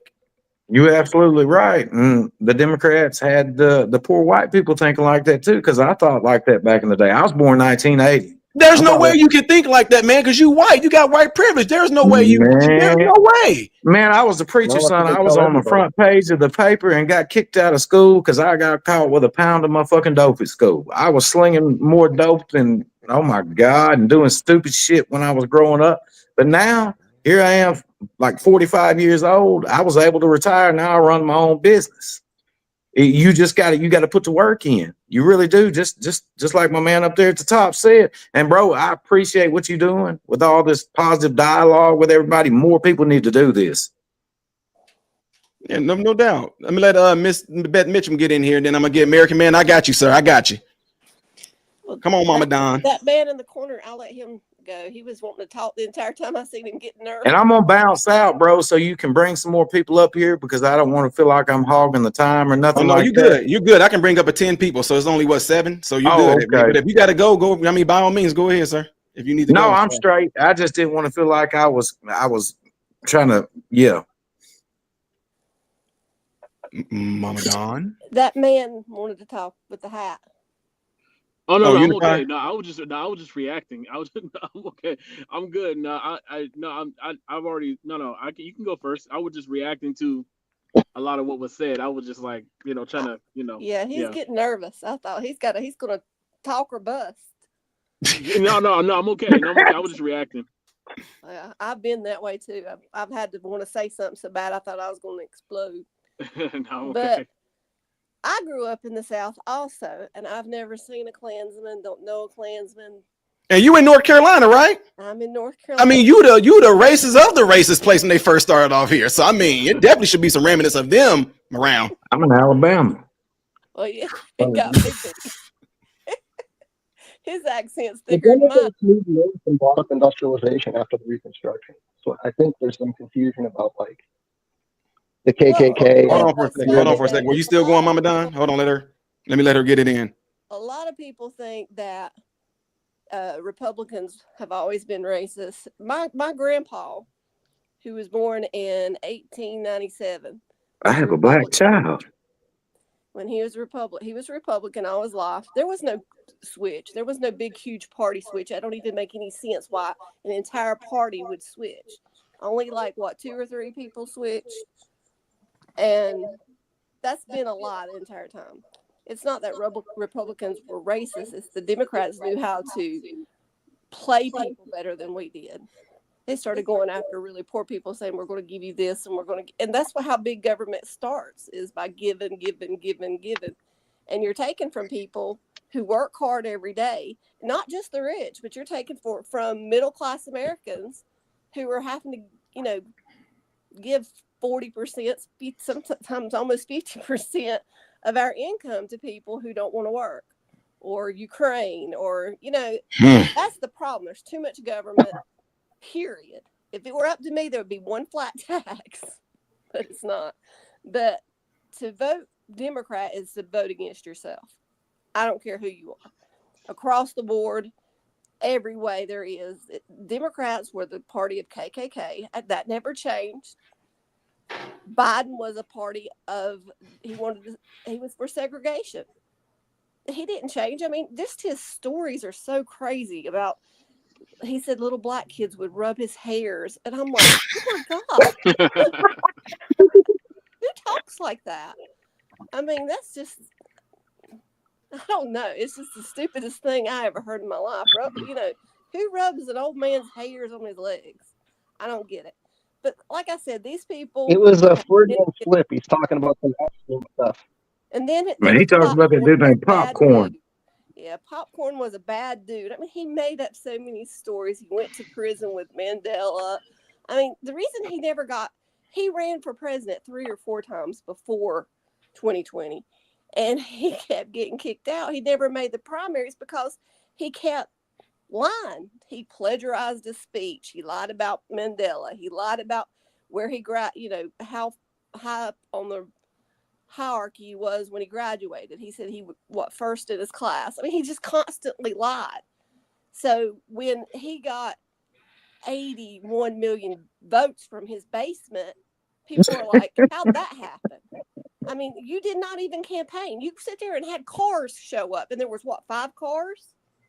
I mean, It just didn't make sense. Well, I'm older than all of y'all, and I've been watching, I guess, since the late 70s. That tells my age. I've been watching all these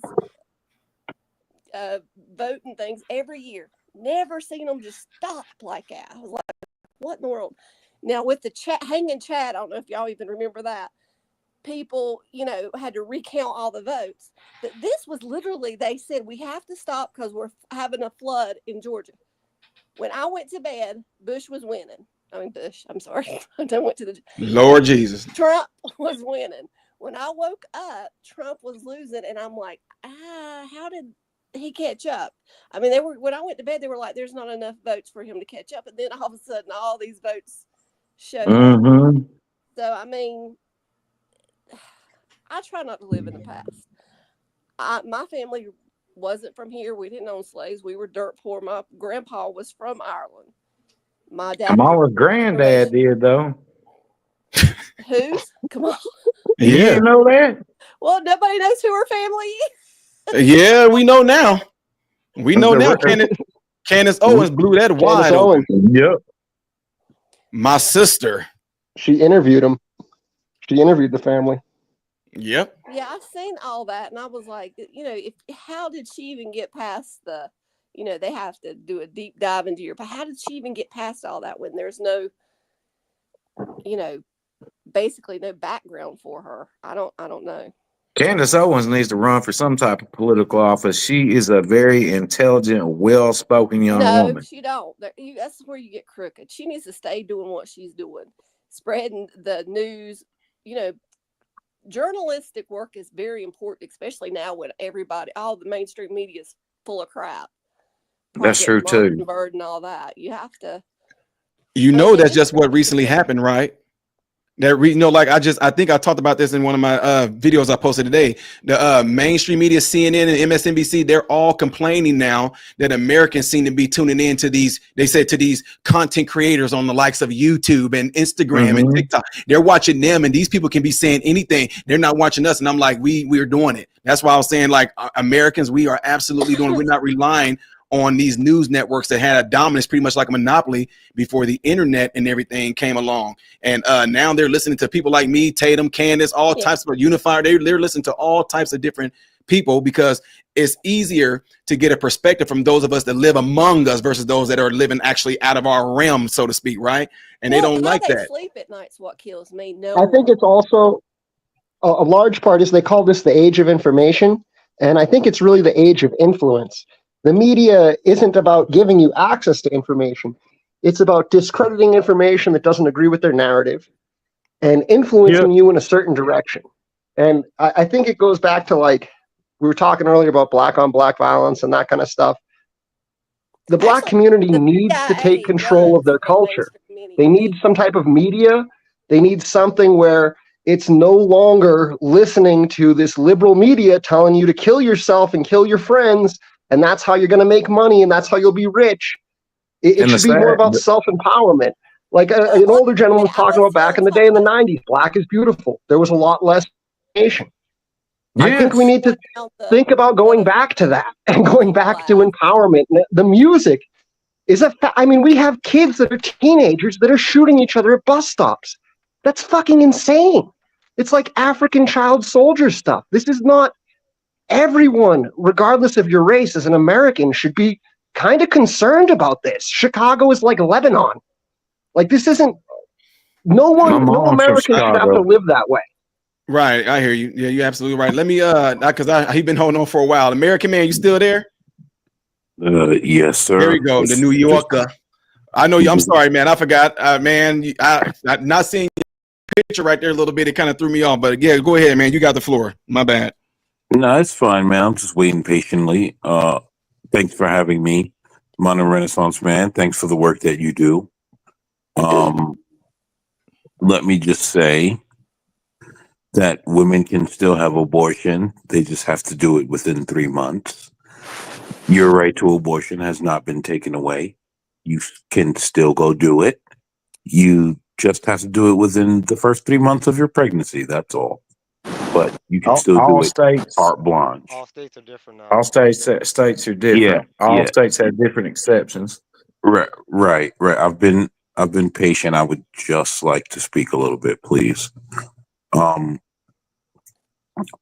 most of the states have 3 months or more. There's only 1 to 3 states that have maybe fully banned it or have less. But other than that, you could still go get your abortions. Like that right has not been taken away from you. So anyone telling you that is just misinforming you and fear mongering you and making you emotional. As far as, because I've heard a lot. Now I just got to try to keep up. As far as the woman up here, yeah, she's correct. The Democrats are, well, she didn't necessarily say this, but she touched on it. The Democrats, there was no party switch. Black people, most of your problem is voting Democrat. There was no party switch. Most of these people, the so-called Dixiecrats, went back into the Democratic Party, and they just ruled you differently. That's all facts again. Like there's no, if you go read history, you will see that that's exactly how it worked out. They didn't go to the Republican Party. They went directly back into the Democrat Party and told you that they were your friend. Again, I was silent so long, I gotta remember some of the things that was said because there was a lot said here. Mm-hmm.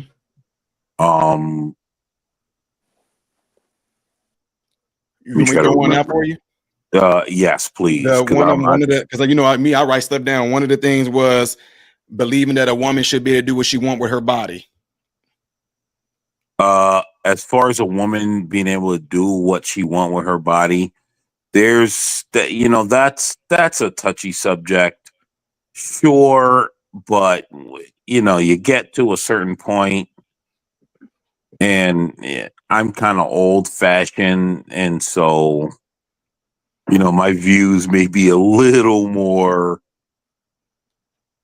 old fashioned than I don't know. You know, maybe this audience may not be cool with.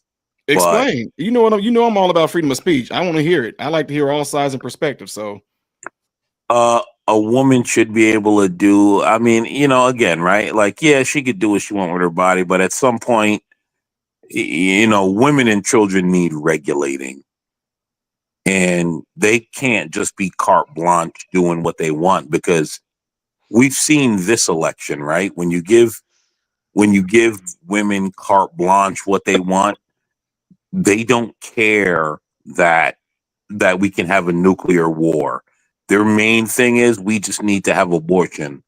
Well, yeah, that's cool, right? And you can have abortion up to 3 months, but after that, we need to start worrying about nuclear war and whether or not you're paying $7 for a cup of ramen noodles and $10 for a loaf of bread. Like you know, there's more going on besides that because that issue is not an issue that 100% of Americans have to take up. Right, that's an issue for a small segment of Americans because there's no 10-year-old girls concerning themselves with abortion. There's no 45 to 50-year-old women concerning themselves with abortion because at some point these people are going into menopause. Like we have to be real about this. Now I know it's scary for most men, quote unquote, to admit, but this is the real deal. I'm a father of 2 girls. I'm not concerned for my 10-year-old and my 15-year-old to have abortion because that's not what I want. That's not where I'm pushing them, right? They have my protection. I protect them. And so my main concern is, gotta make sure they're able to get abortion. Gotta make sure my 10-year-old can have abortion. No, I want my 10-year-old to go to school, get an education, find a husband, and be married. I'm not concerned with, she gotta be able to go get an abortion. Like that's weird to me, first of all. That's weird. Right. And I'm not concerned about that for my 15-year-old, because guess what? I raised her to understand that you don't need to go around banging everything moving and use an abortion. So I kind of, and this may trigger some people, but if you're a man, quote unquote, and you have daughters, and your main concern is them getting an abortion, you're clearly not raising them to be proper women. Mm-hmm. And yes, I said it, proper women. Facts. They're using it for birth control. They need to learn how to keep their legs closed if they don't want to take the responsibility. Right. And Like the ones I that want to get throw raped. something. I want to throw something in here too from a medical standpoint, is that, like, based off of what he just got done saying, I'm gonna let y'all know something, because a lot of people don't get to see this world, y'all. This we're trying to get a lot of stuff pushed. What I'm getting ready to tell you. So look, this is what I like to say. When people come, and I literally let these, I mean, there are a lot of liberals to the left, the people that believe in this. When you say something like a woman should be able to do what she wants with her body, the only person the only species right now on Earth in America that does not have a choice with their body are men. Because when you turn 18 years old, they sign us up to go into the selective services, and if something goes down and a draft happen to happen, we don't have a choice. That is literally our bodies being put out there. When a woman, and that's what I'm saying, when I talk to some of these young folks, when they say my body, what does that thing inside you have to do with your body? Because then if you have a child inside of you, isn't that child considered a body? What choice does that child have? And then I like to be, I've been doing a lot of reading things. I'm in definitely to the Constitution. When the Constitution said that everybody should have a right to life, liberty, and the pursuit of happiness. What about that life inside you? Does it get a chance to that, that pursuit of happiness? Now, people tell me, and I love it, they'll say, well, it's just a clump of cells. Oh, you really? So what about those cells that's surrounding your heart right now, that from the day that conception happened, I mean, after weeks of conception, that heart starts to beat? That is controlled by some cells.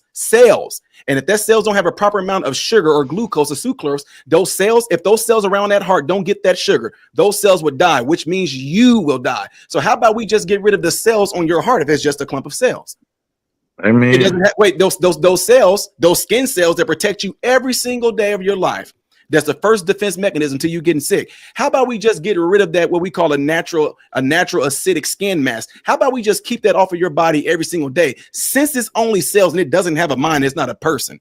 See what I'm saying? How about the cells that actually cause other things in your body to function right now as they are? How about we get rid of all of those cells that don't have a mind, but yet for some odd reason seem to know what to do? See, the thing is, I always say this.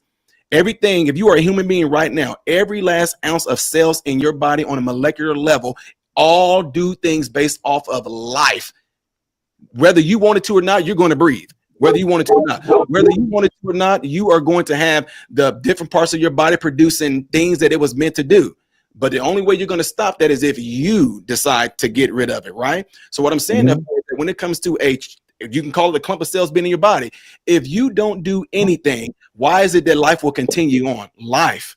So that's what I just kind of want to throw in there, just kind of give people some thinking about it. And my last thing I'm gonna say right now before somebody else jump in here is this: if this is the thing that we want to push, and like I said, if we're going to decide on this, this is Trump made it to where it went back to the states. So when people say I don't want the government telling me what to do with my body, Trump literally gave that to you. He took it from being federal to saying we're going to let each state decide. And by each state, he's saying we, the people in each state, is going to decide what we're going to do when it comes to abortion, right?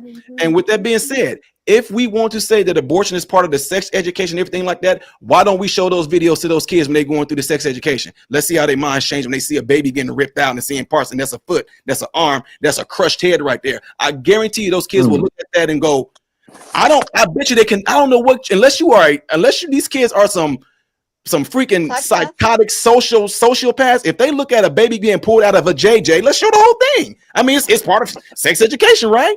If you show a baby getting ripped out piece by piece and then put it on a dish or a tray and show the crushed head, a frowned up face, and you telling me a child would be able to look at that and say, oh, I can't wait to do that. But they won't do it because they know consciously a person will look at that and say, that's a goddamn on human. I don't care what they try to tell me. I see some feet. I see some hands. I see a head. How is that just a clump of cells? They won't be able to do it. And that's why when they do these abortions, they don't ever, when a woman gets an abortion, they never take that tray and then put it in her face and go, look, here it is right here. They don't know. Why don't they want to see it? Why don't they want to see if it's just a clump of cells? So that's why I just want to throw it in there. And like I said, make a disclaimer. I have nothing against a woman or any person, whether you're a couple or not. You decide to do what you want to do because people are going to do it anyway. But my point in saying that, I just wanted to bring that reality in, and that's something we're trying to implement into legislation as well, is if you're going to call it sex education and all that, throw abortion in there. Show when a man get his ding-a-ling cut off and get it reversed, and they use his ball sacks as a vajayjay lips. Show that. Show how he has to always use a glorified stainless steel dildo to put up that wound so it won't close like a pierced ear.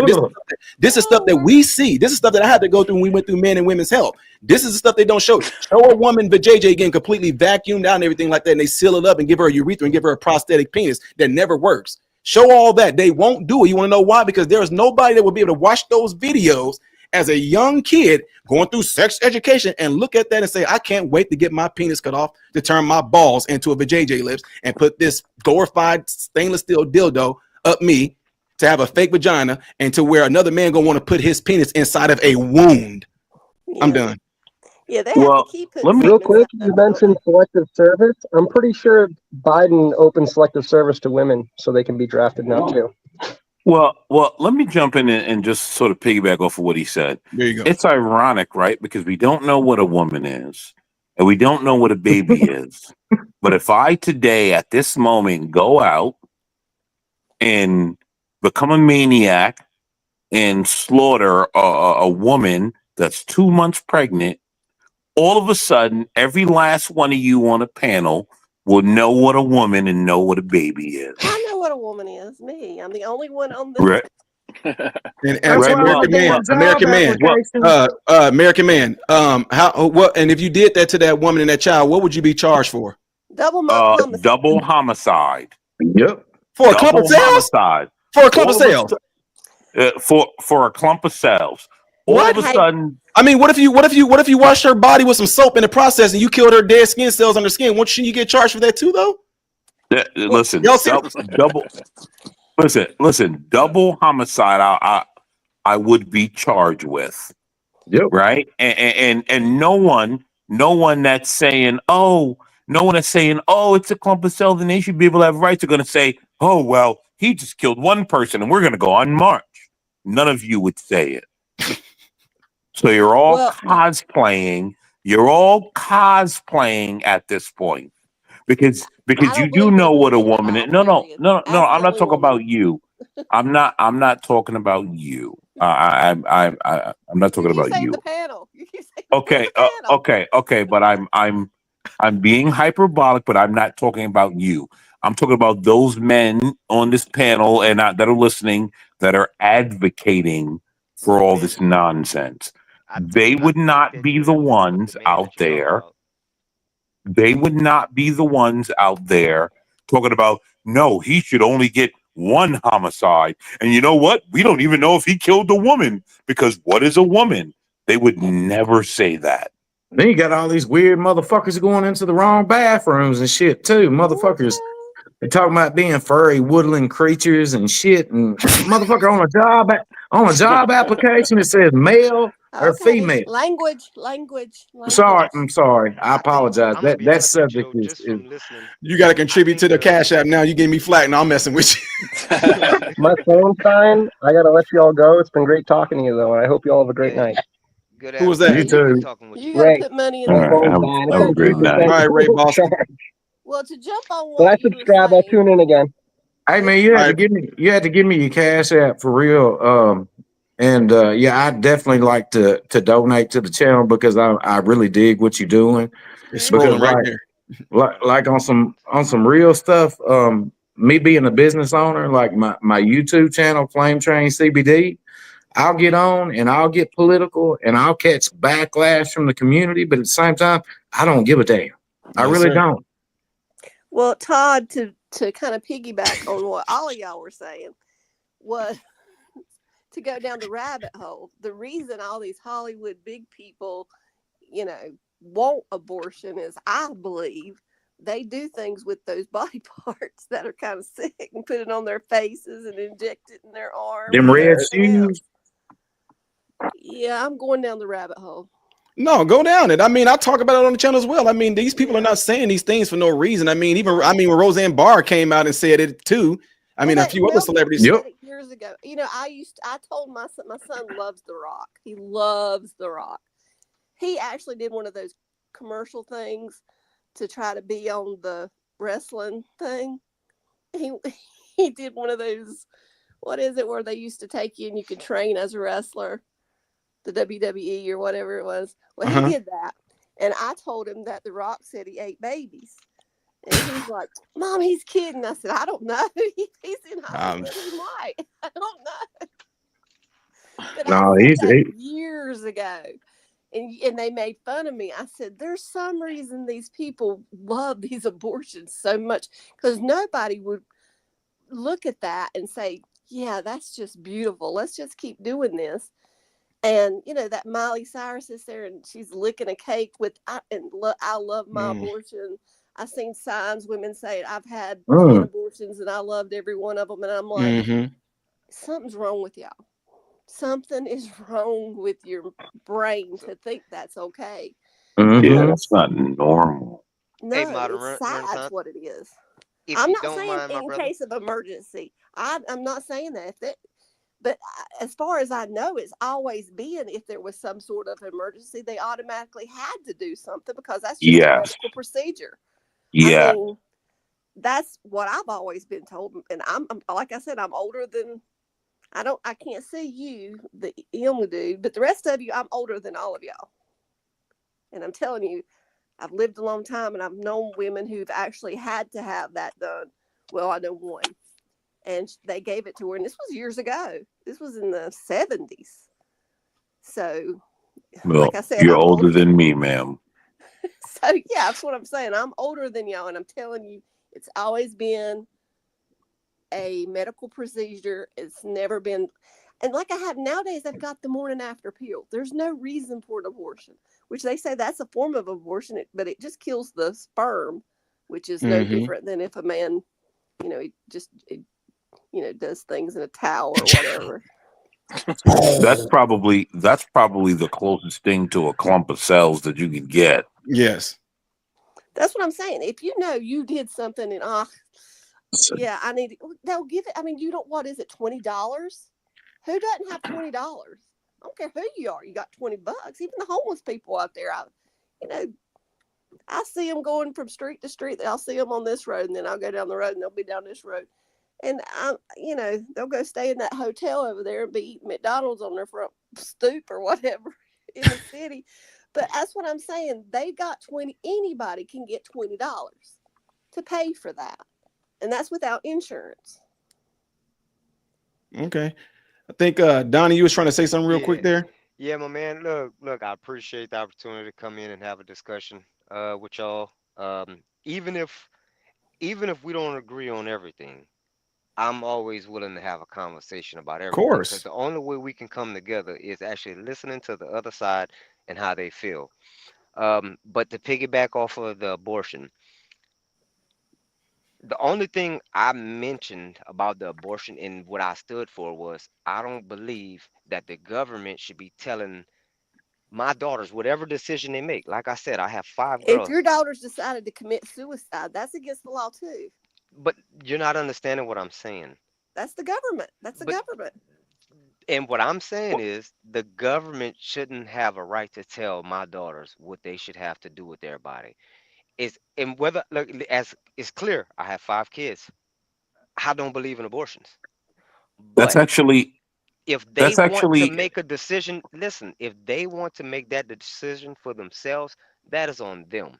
Now, that is that is going to be a decision between them and the child's father. That is not going to be my decision, and I don't feel it should I be don't know about the anybody father. else's decision. What the problem is, the thing is this: I'm a very private person in my household. This is the first time I've ever got on a live and spoken with anybody. Like I said, I came across your channel randomly. Like I said, there are definitely parts that I do agree with what you say. And there's going to be parts that I disagree with, and I'm Please okay with like that. and subscribe. Most definitely, I already did it. But the biggest thing for me is the right. This is supposed to be the land of the free. I don't believe in the land of big government in any facet. Well, Land of the there's free. So always going to be safety concerns with anything where you have some sort of government control on. I mean, like I said, you can't commit suicide. There's certain things you can't do. I can't just You sit here. can. That If ain't illegal for you to do. You're not gonna go to jail if you commit if suicide. no, You're they won't dead. put you on the Kinda. side, You're though. gonna be They put. You're gonna are. mental jail when they put Dead. you on all that medication on the 7th Well, floor in the listen, hospitals. if I commit suicide, I'm dead. Attempting suicide may be illegal, Well, but that's what committing I. Well, suicide I is two mean, different you're. things. It's still You going to hell, against you the commit law. suicide. But Yeah. listen, I'm a so this Christian, is but something that I everybody in wanted. America is not a So Christian, this though. is You see what I'm something that I saying? So wanted. we can't push one belief on more of other people. You see It's what I'm saying? not the Because we're fact. It's supposed to be not the land of fact of free. different beliefs. It's a There's baby. some It's echoes different going on. children. Echoes going on. That's Mm-hmm. like if I'm holding a Mm-hmm. baby in my arms. That baby's not inside me. No, What is I'm happening? holding that baby in my arms. Yeah, I don't know. What's the difference between holding it in my arms and holding it in my stomach? Is that I'm holding it. I just don't see. That was weird. I don't see how anyone can say, we have a right to kill something. Period. That's another. You know what? The sad thing Chicken. is most of the women who have abortions would say it was horrible for someone to kill So a puppy. hypothetically, not to cut you off, hypothetically, if he said M says he had a 10-year-old daughter and a 15-year-old. If both of them get raped by a man, Oh a random God! hold on. So Come hold on. Just on! these are things Let him that go. happen. Let him go. If you, both of your daughters get raped by a man and get pregnant, should they have that baby? If they're pregnant, Why they should wouldn't they have go the get man. the morning after pill? It's offered to them when What you're if in they a don't say relationship. nothing? Because this is most women that get raped do not say nothing about that happening to them because that's I not get. something that they bring up. So these are things that happen in America. Those statistics are out there for I the. guess in that situation, I guess the way I've looked at it is that child, that No, I fetus, get what you. whatever you. I understand your point. I want to hear M's point of view because he said, he's not raising his daughters that way. Well, every 15-year-old and 10-year-old Oh, doesn't end up pregnant because of the way that they're raised. They have daughters and women that get out there that has been raped, and I have family members, and got that's you. why I guess it's a Well, touchy subject I tell you because what, he Okay, implied as something to the me only that I girl wasn't here or that I woman, wasn't saying. He would. So I would just like to answer. I would just like to answer. Right. Mhm. The chances of my I ain't 10-year not old asking the and my chances. We're doing a hypothetical. no no no no If it no no no. happened, Okay, so I'm gonna let you keep going until you allow me to give you an answer. well, you're deviating from the point. So, and I guess that's kind of where how the conversation goes. So, I No ask you a no no direct no no no. question. No. I'm If not deviating from the point because you're literally trying to bludgeon me with the 1%. I'm not bludgeoning you. What I'm You saying is, are. listen, You I are. You're asked you a bludgeoning me specific with the question and you're 1%. changing the Hold on, hold question. on. No, I'm not. You're bludgeoning me with the 1%. That's not the likely The 1%. reality. What do you think? You think that's the 95%? What I'm You saying think is, I mean, so they have I get it. stats Okay, on we can abortions. go. We can, but Hold on. can You're we gonna get ask directly me. to that question? You Go asked just me a answer the regular question. question. You know they have stats on abortions, right? And the stats on abortions are rape and incest is the absolute minority. And so when people like you bring up the absolute minority, you become to me, you become irrelevant because you just bring up the minority. Talk about the majority, which is just recreational. But you love to bring up the minority. Oh, let me tell you about the minority. So all I'm asking is, I'll go back to my They have question. stats. They have If you okay, stats. I can agree with your point. Okay, they have stats. Well, The don't you question think he is, I'm would gonna know if if one bounce, of his y'all. daughters was if I raped? gotta go pick my your kid up from 10-year-old or work. 15-year-old Much gets pregnant love, and from Hey, hey, I appreciate all yeah, you guys. yeah, much yeah. love, my man. Hey, Appreciate the super chat if you appreciate sent it. yeah, I appreciate the Oh, chat I'm with you, going man. to as soon as I bounce off of here, bro. I just didn't know if you did or not. I just wanted to thank you just in case. I like to do that. Got you, man. But I got you when I get off of here, man. Much love. Appreciate it. Look forward to seeing you again. You too. Peace. Don't you think he would know if his 15-year-old or 10-year-old was raped? I mean, Does that's my every question. I 15-year-old and mean, 10-year-old, do you know if every 15-year-old and 10-year-old that has been raped says something? I don't know of any. I Uh, don't. Because it I don't so know any. But so I'm just I can saying, if speak. I'm speaking I from tell a you what, personal if my experience. son I'm at the speaking from a age of personal 10 was experience. So raped, I yeah, do. I think I would know.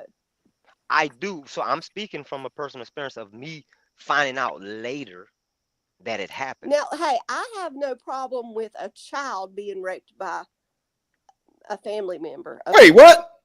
What? Wait. Wait, Wait. what? I believe That didn't come out right. Wait a minute. Wait, hold on, Mama Don. No, if a I child want you to is raped by a rephrase. family member wait. and they become pregnant, yes, they can have an abortion. Mama Don, Oh, wait. okay, okay, Wait. okay, okay. Okay, Yeah, I got you. yeah. You, Okay, okay. I but get Mama you. Did Yeah, Don, I I was thank you. about to call you on the Thank you. phone and end this let live me finish? stream, Thank you. girl. but you but Just but let me hold on, finish. but I hold was on, talking. but you, but you guys realize that almost all Woo. states have the exceptions for that. We keep going to the Who said minority. almost all We states? keep going, but the reality is we cling to the minority Let me to ask you a question. advocate for the Not to cut you off. majority. Not to, I swear I hate to cut you off. Not to cut you off. Does each state have at least 1 million people living in it right now? Oh my God.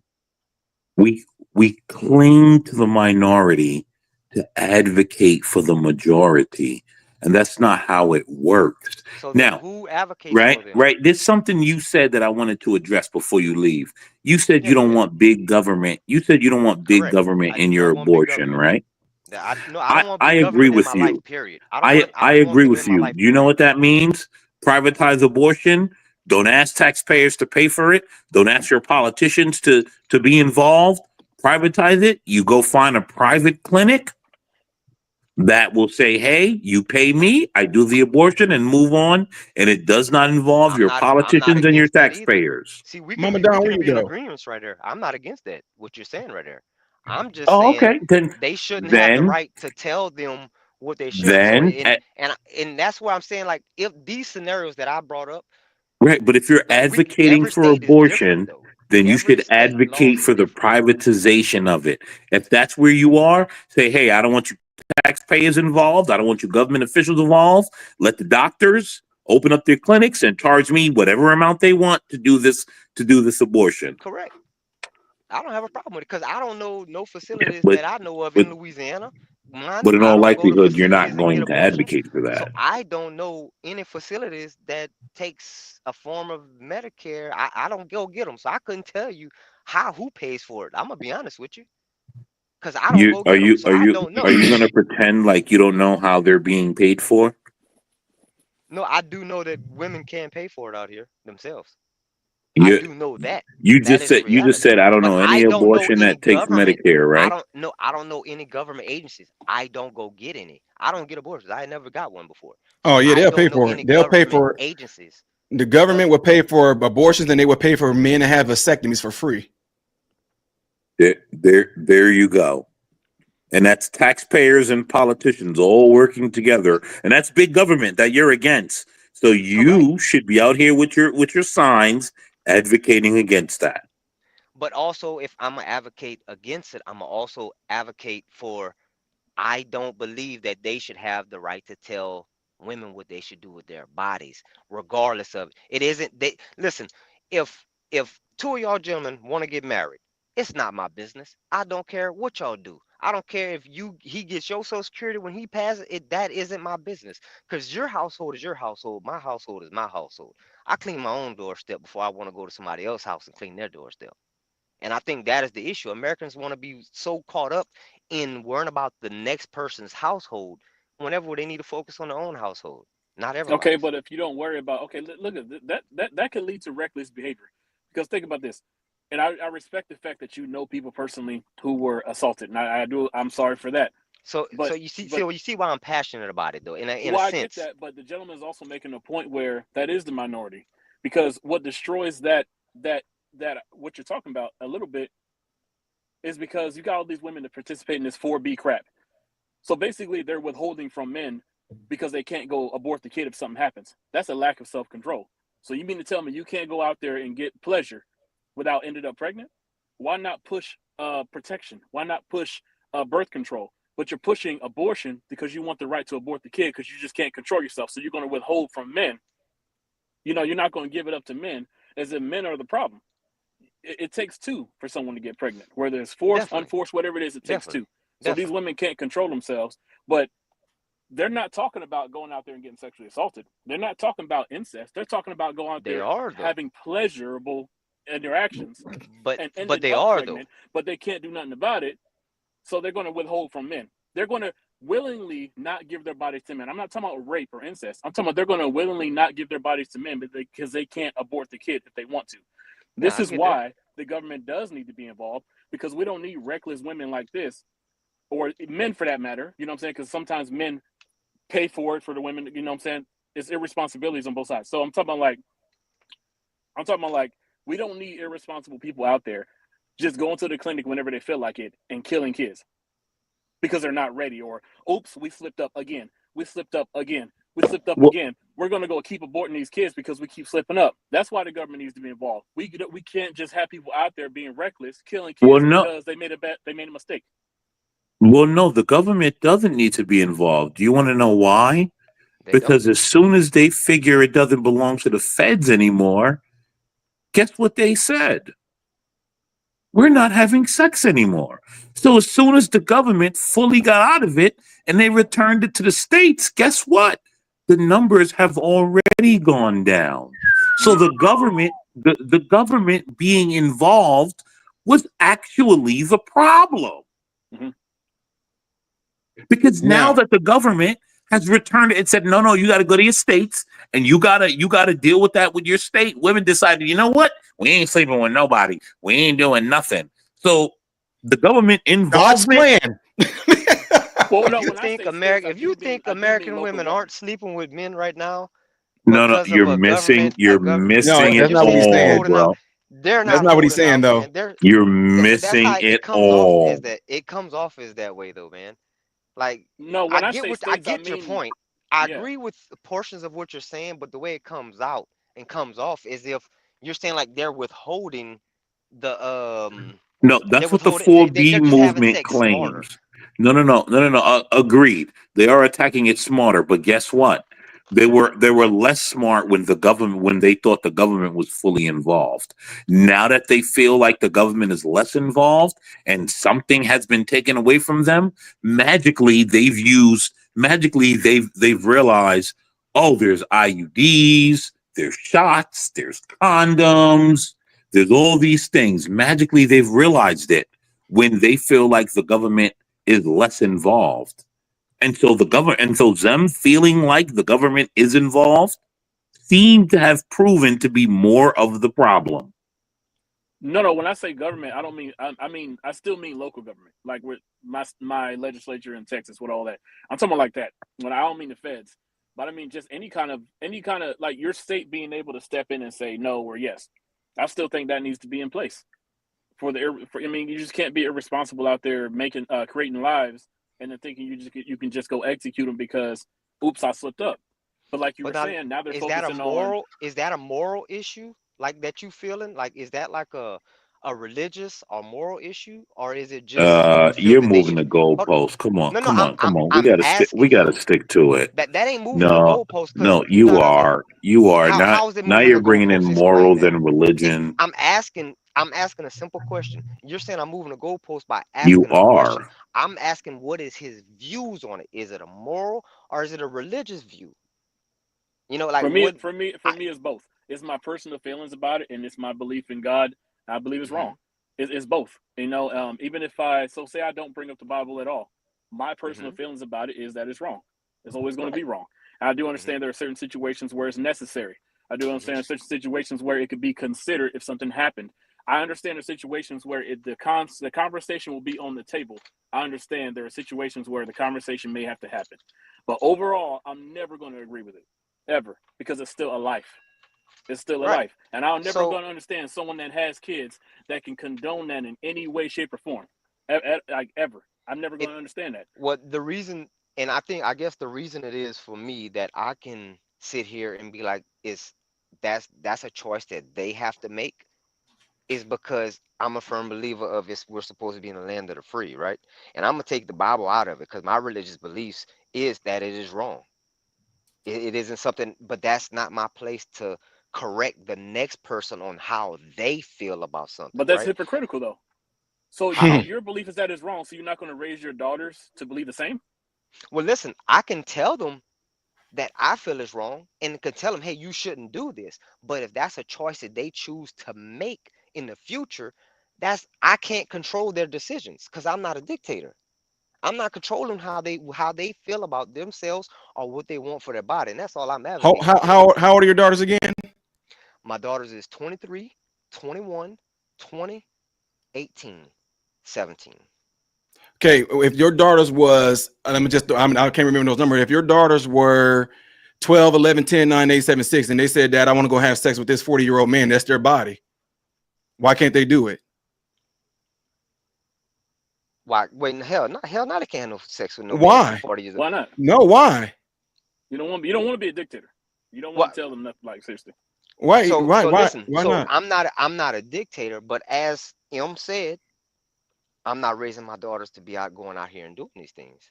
But now you're There's a dictating difference. them now. But No, but no, nah, no, bro, there's don't no no bring no me into teaching this. Leave teaching me out of it, teaching bro. teaching and Leave me dictate. out of Listen, it. Don't bring me teaching into it. teaching and dictating is two different things, right? Oh. Because everything that y'all talking about, you're taught, right? You gave a story that you was Mm-hmm. from 10 years old, you was picking cans, and Mm-hmm. you tied your bootstraps up, right? And what everything that everybody told you to be afraid of when you got there, none of that was happening. None of that was there, right? You seen more people just like you. Am I not wrong? Is that what you Mm-hmm. said? That's right.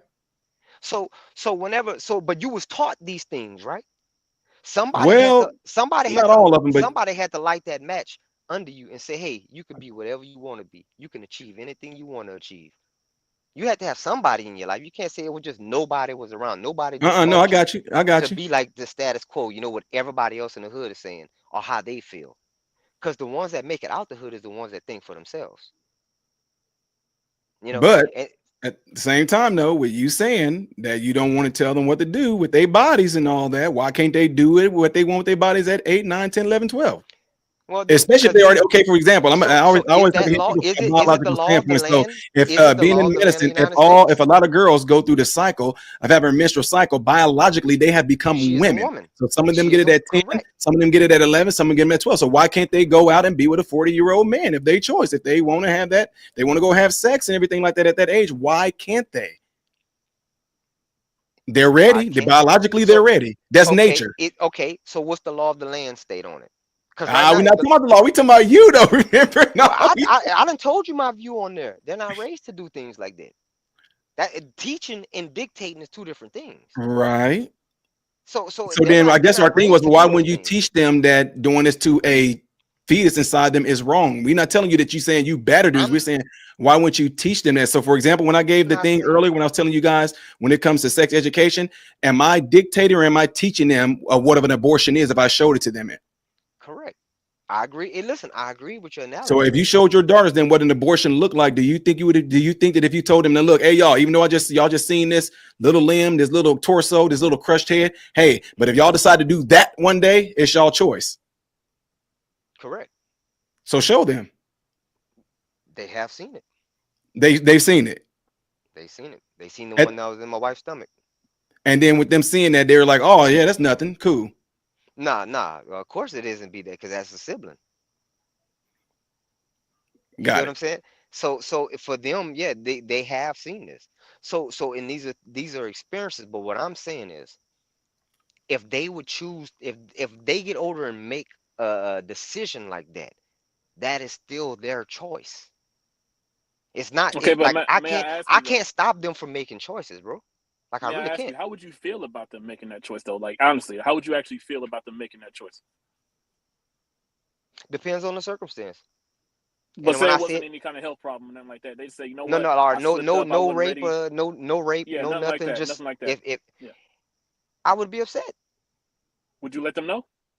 Yeah, yeah, I'm definitely. But why? Man, I'm a Why father. would you express? Why would you express that to them? Because that is not what I believe in. So But this is what I don't understand, though. go You ahead. don't, and this is no disrespect to you, okay? I No, I'm I most don't know definitely. how else to phrase this. You don't feel the need to let them know to the point where, okay, I'll put it this way: you don't want to dictate to them to where they don't ever get one, but you will tell them about how you feel after they got one. What's the difference? The damage is done at that point. Hmm. So why wouldn't you want to put the pieces in place to literally talk them out of ever going that route, unless they needed to? Like needed to. Someone needed life or death, incest, craziness, something like that. Not just I went out or me and my boyfriend been together for all these years and we slipped up. I'm talking about needed to happen. What is the difference between you saying right now, I don't want y'all to ever do this because it's wrong. I don't believe it's right. I want you to believe the same. Why would you say it after the fact?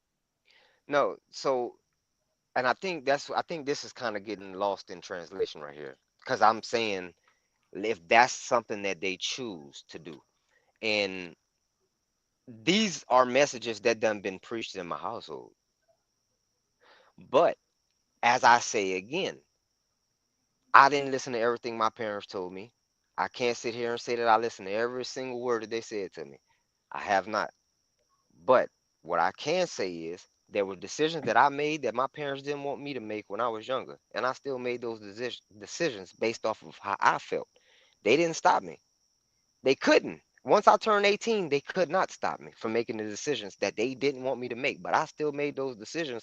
Whether it came back to bite me in the ass is another story. But nonetheless, I still had the choice to make those decisions. And through all the trials and tribulations, like I said, man, I'm good. I got my own business. I got kids that love me. I have a wonderful family. I can preach that message, but if that's a choice that they would decide to make, that is on them. Now, mine, that is not a make or break issue with me far as this past election. Not even close. But that is one of those areas where they should be exceptions. I'm the guy that say, hey, they should have exceptions. The argument of there should be no exceptions, have that baby at all costs is bullshit to me. I'm sorry. It's just crap to me, man. I don't agree with it. Um, that is something that I wouldn't advocate for no woman to have to be forced to have a baby for somebody that she didn't want or even want that or couldn't even defend herself at the moment, and then be forced to go full term to have a baby because it's a life.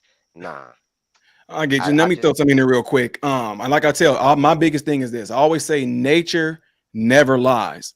Nature does not lie.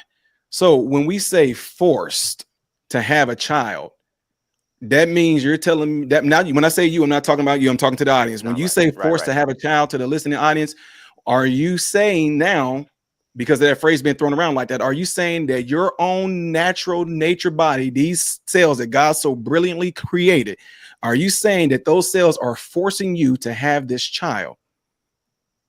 That's what I want. I just want that thought to go out there, because if you don't do anything, again, life will continue. Those cells will continue to do what they were designed to do, and that's to create life. So when we say somebody is forcing me to have a child, no, your body is just doing what your body's doing. You don't complain when your body forces you to poop. You don't complain when your body forces you to piss. But yet at the same time, your body is creating this life inside of you that you made a decision whenever you laid down and had sex. And now what you're saying is that I don't want to take on the responsibility of that choice. I hate that we put it out there. I'm not saying anybody on this panel is doing this or anybody out there in the YouTube world is doing this, but I don't like when we use the words like, I made a mistake. No, you clearly agreed to having sex. You clearly agreed to that dude Yeah, not wearing the condom. You clearly agreed to not having no contraceptions or anything like that. So what did you correct. think was going to happen? So Right. the consequences of I agree with what you're saying right there. wait, let me finish. I don't want to say consequences. The beauty or the reward of having sex is a child. Now you got the X and Y chromosomes of a male. We decide what the birth of the baby. We decide what the sex gender of the baby is going to be with the sperm. The men, we do that. But if a woman goes and she gets pregnant, we both you did a contract. When we both agreed to have sex, that's a verbal contract. When we finally finish doing what we're doing, the verbal contract ended. Now, what gets me is the fact that when we say she should be able to do what she wants with her body, no man is sitting there telling a woman to off themselves. He's not saying you need to delete your body. He's saying, I'm the one that gave you the child. I'm the one to hold the X and Y chromosome with my sperm. What if I want to keep the child? Well, you can't tell a woman what to do with her body. I'm not talking about her body. I'm talking about the body that's inside her. And I guarantee you that if there are men out there like this, if they come, and I'm pretty sure it might come when I'm dead, but if they formulated a way to where if a man wanted to keep the baby and they say, oh, we got this instrument that we can put the fetus inside of, and we can just always have these healthy babies be grown there, I guarantee you that'll change the whole game up. But then at the same time, they might say, nope, it's up to that woman if she wants to allow that fetus to get put into that incubator to grow into a full-size baby, although the father is saying, I want the child. You know, so that's just something I just want to kind of throw out there, because my biggest thing is I always link it back down to nature. And whether you believe in God or not, that's your own prerogative. But there's no way that these things that we see before our eyes, you guys, I'm talking to you guys through a camera. Somebody had to create that. This camera is functioning as a camera. I can't take this camera and put it on the axle of my car and expect it to be a wheel, because it wasn't created to be that. So what I'm saying is that for us to have this phenomenal thing that happens within ourselves that we couldn't even see it until we came up with microscopes, that we can sit there and create life. And yet at the same time, for us to be one of God's most, in my opinion, and God's most precious, brilliant, intelligent beings that's on this earth, animals even know whenever they do come together like that and have what you want to call mating, they know that it's going to be life produced from that. And then when they do it, they raise that life up and they do everything they can to protect that life. And here we are as human beings, the most intelligent. It seems like we're being pushed everything to do to even not have any life, just no life at all, none. And I don't understand it. And so if we are saying that, oh, if you saying that a woman has a choice to get rid of a fetus if she gets pregnant, then what if there was a law to where you are not allowed to have sex until you are ready to get pregnant? You know what I'm saying? I'm just throwing it out there just for thought for people that are listening.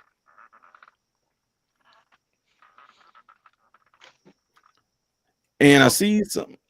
Oh, give me 1 second. I definitely can agree with a bunch of the points that you're making here. So maybe I guess my argument comes off as I'm advocating for the abortions as a whole. Oh, no. I'm taking you as you just saying like a choice. Like I always tell people, no matter what, people are going to make all of us have the free will that we were granted. And with that free will, people are going to make the choice to get rid of their child and not. I know it's going to happen. All I can do is just say I don't agree with it, but I do know it's going to happen. But I just saying I would like it if that it was actually understood and they understood exactly what they were doing. I would like it if in medicine, I get in trouble all the time with the AMA for running my mouth on stuff like that, is that I would love for people to actually know what it does in the long term to women's bodies when it messes up. Because like when you get pregnant, your body kicks these certain hormones into place and all these things happen. Then when they snatch that out of you, these women are so off. And so I don't care. Those women out there tell me I got 21 abortions and I'm happy. That's a goddamn gonna lie. Yeah, these people come through our clinics and stuff all the time. They don't show you all that part. It's just like right now is that when it comes to healthcare, if we were told to swear a Hippocratic oath that we would do no harm, if you want to go in there right now, y'all know how I am. I'm real about stuff. If a woman goes into the clinic right now and said, I feel like I'm supposed to have bigger boobs, I want bigger boobs, you know what they're going to tell her? Your insurance is not going to pay for it. Why? Because that's considered cosmetic. I want a bigger butt. I identify as a big booty black woman, whatever. I want a bigger butt. Your insurance is going to say we're not paying for that because that's cosmetic. It's not a medical necessity. But at the same time, when they were able to get things passed to where a child who is not even fully mature to even make life decisions, you can have your child go in there and get their sex changed. That's bullshit. And yet we won't say that's not a medical necessity. We will say we won't say that's cosmetic. We'll turn around and say that's a medical necessity. And that's the reason why I get in trouble with medicine right now, because that is absolutely crazy. It's diabolical. It is. Medicine is nothing more than to get your money. Abortion is $1 billion industry because those fetuses, they don't tell y'all this. And if y'all, I don't care. They report me, I don't care. People come for my licenses all the time. But they use those baby fetuses for stem cells. They use these baby fetuses for all sorts of crazy, diabolical, weird thing. That's why they push you to do it. If the medical world is pushing you to do anything, trust me, it's not for the betterment and the benefit of you. It's for the business of medicine. Period. I don't care what it is. That's why we can label that's why we can label obesity as a disease, because if we label obesity as a disease, we can treat it medicinally with medication, which means there's going to be more money coming into us. If we can sit there and treat whatever you got going on as anything medically related, and we get it passed through legislation, through medical world, to say that this is a disease or whatever like that, we can treat it medicinally with medication and have you be a lifelong crackhead. They don't tell you the ramifications of getting sex change, that these people got to stay on this stuff for the rest of their life. They don't tell you that when they do get these changes, there's a 70% increase in suicide rate. They don't tell you that women do go and get these abortions done, theirs increased by 50% of offing themselves. And so if these things that we're telling our children and telling our family that, hey, I believe you should be able to do it, I get it, but why would I actually tell a person that, knowing that the lifelong ramifications is going to be completely detrimental to them? So that's my word on that for right now. And I'll let you guys go. I'm going to go by one because you're getting ready to close it up. So if anybody got some closing words, I'll kick it off with he hasn't spoken in a long time. I'll kick it off with American Man, then I'll let you go, Mr. Louisiana, and then my guy Unifier. I'll let y'all go in that order. All right. I'm not gonna go long here. I just want to say, Modern Renaissance Man, thank you for having me. Keep doing God's work, good sir. And yeah, that's it, man. Listen, everyone, I guess, just do the correct research to know what's going on. Don't just take political talking points, and just do. Unfortunately, I hate to say it, but I guess do what's best for you and your family. Even if it's a mistake, if you feel it's best, that's pretty much where we are in society, right? I mean, they're going to do it anyway.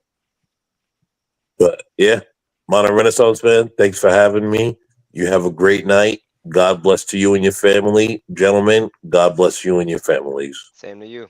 Likewise, sir. Catch you later. Yeah, I'll go ahead, man. Look, Renaissance, hey, it was definitely a pleasure, man, for my first time ever coming up. Didn't think I had the gonads to come up here and speak on a channel. But hey, look, I just come across you randomly. I listened to the topics. I was listening to you, man. Keep doing your thing. Like I said, we don't have to agree on everything, but we can agree on some things, man. It is definitely a pleasure. I may come off as saying my views, but nonetheless, we're in America. Everybody has their own different opinion, and that's what makes America great. But Absolutely. the problem is that it's not enough of us coming together with difference of opinions and trying to come up with a solution that can fix these issues. And I think that's where the divide is right now with America. But hey, keep doing your thing, bro. It was a pleasure speaking with y'all. Thank you for having me. And you definitely got a subscriber, and I'm gonna definitely be cash apping you here too, man. So look, keep doing your thing, man. You've Much been a appreciated, subscriber for a man. long time now. Yeah, I look forward to it, man. When I do these again, I'm gonna definitely be doing these a lot more in this coming year. And I told people, I promised them that I would. So whenever we do this, I look forward to seeing you up here, man. Yes, sir. You have a good one. You have a blessed night, man. Thank you. All right, likewise, sir. Mr. Louisiana. I like people from Louisiana to talk like that, man. They remind me of that movie. I forget what movie it was. It was this. I use it as a example. It's some. I don't know if you've seen the Unifier where it showed the clip of that little. It was a girl that was being smart to her mom, and then while she was being smart, a woman looked at her and was like, if that was my daughter, I wouldn't let her talk to me like that. And she was like, see if you can fix it. And then the woman smacked her. You ever seen that clip? I think I have. Oh my God. But it's just the way she talks. She was like, don't apologize to me. You said that to your mom. That's how he reminded. I like how he talked, man. So he got that slick like Louisiana thing. I like that. I love the accent too, man. But yeah, man, no, it was great. It was great. It was really fun.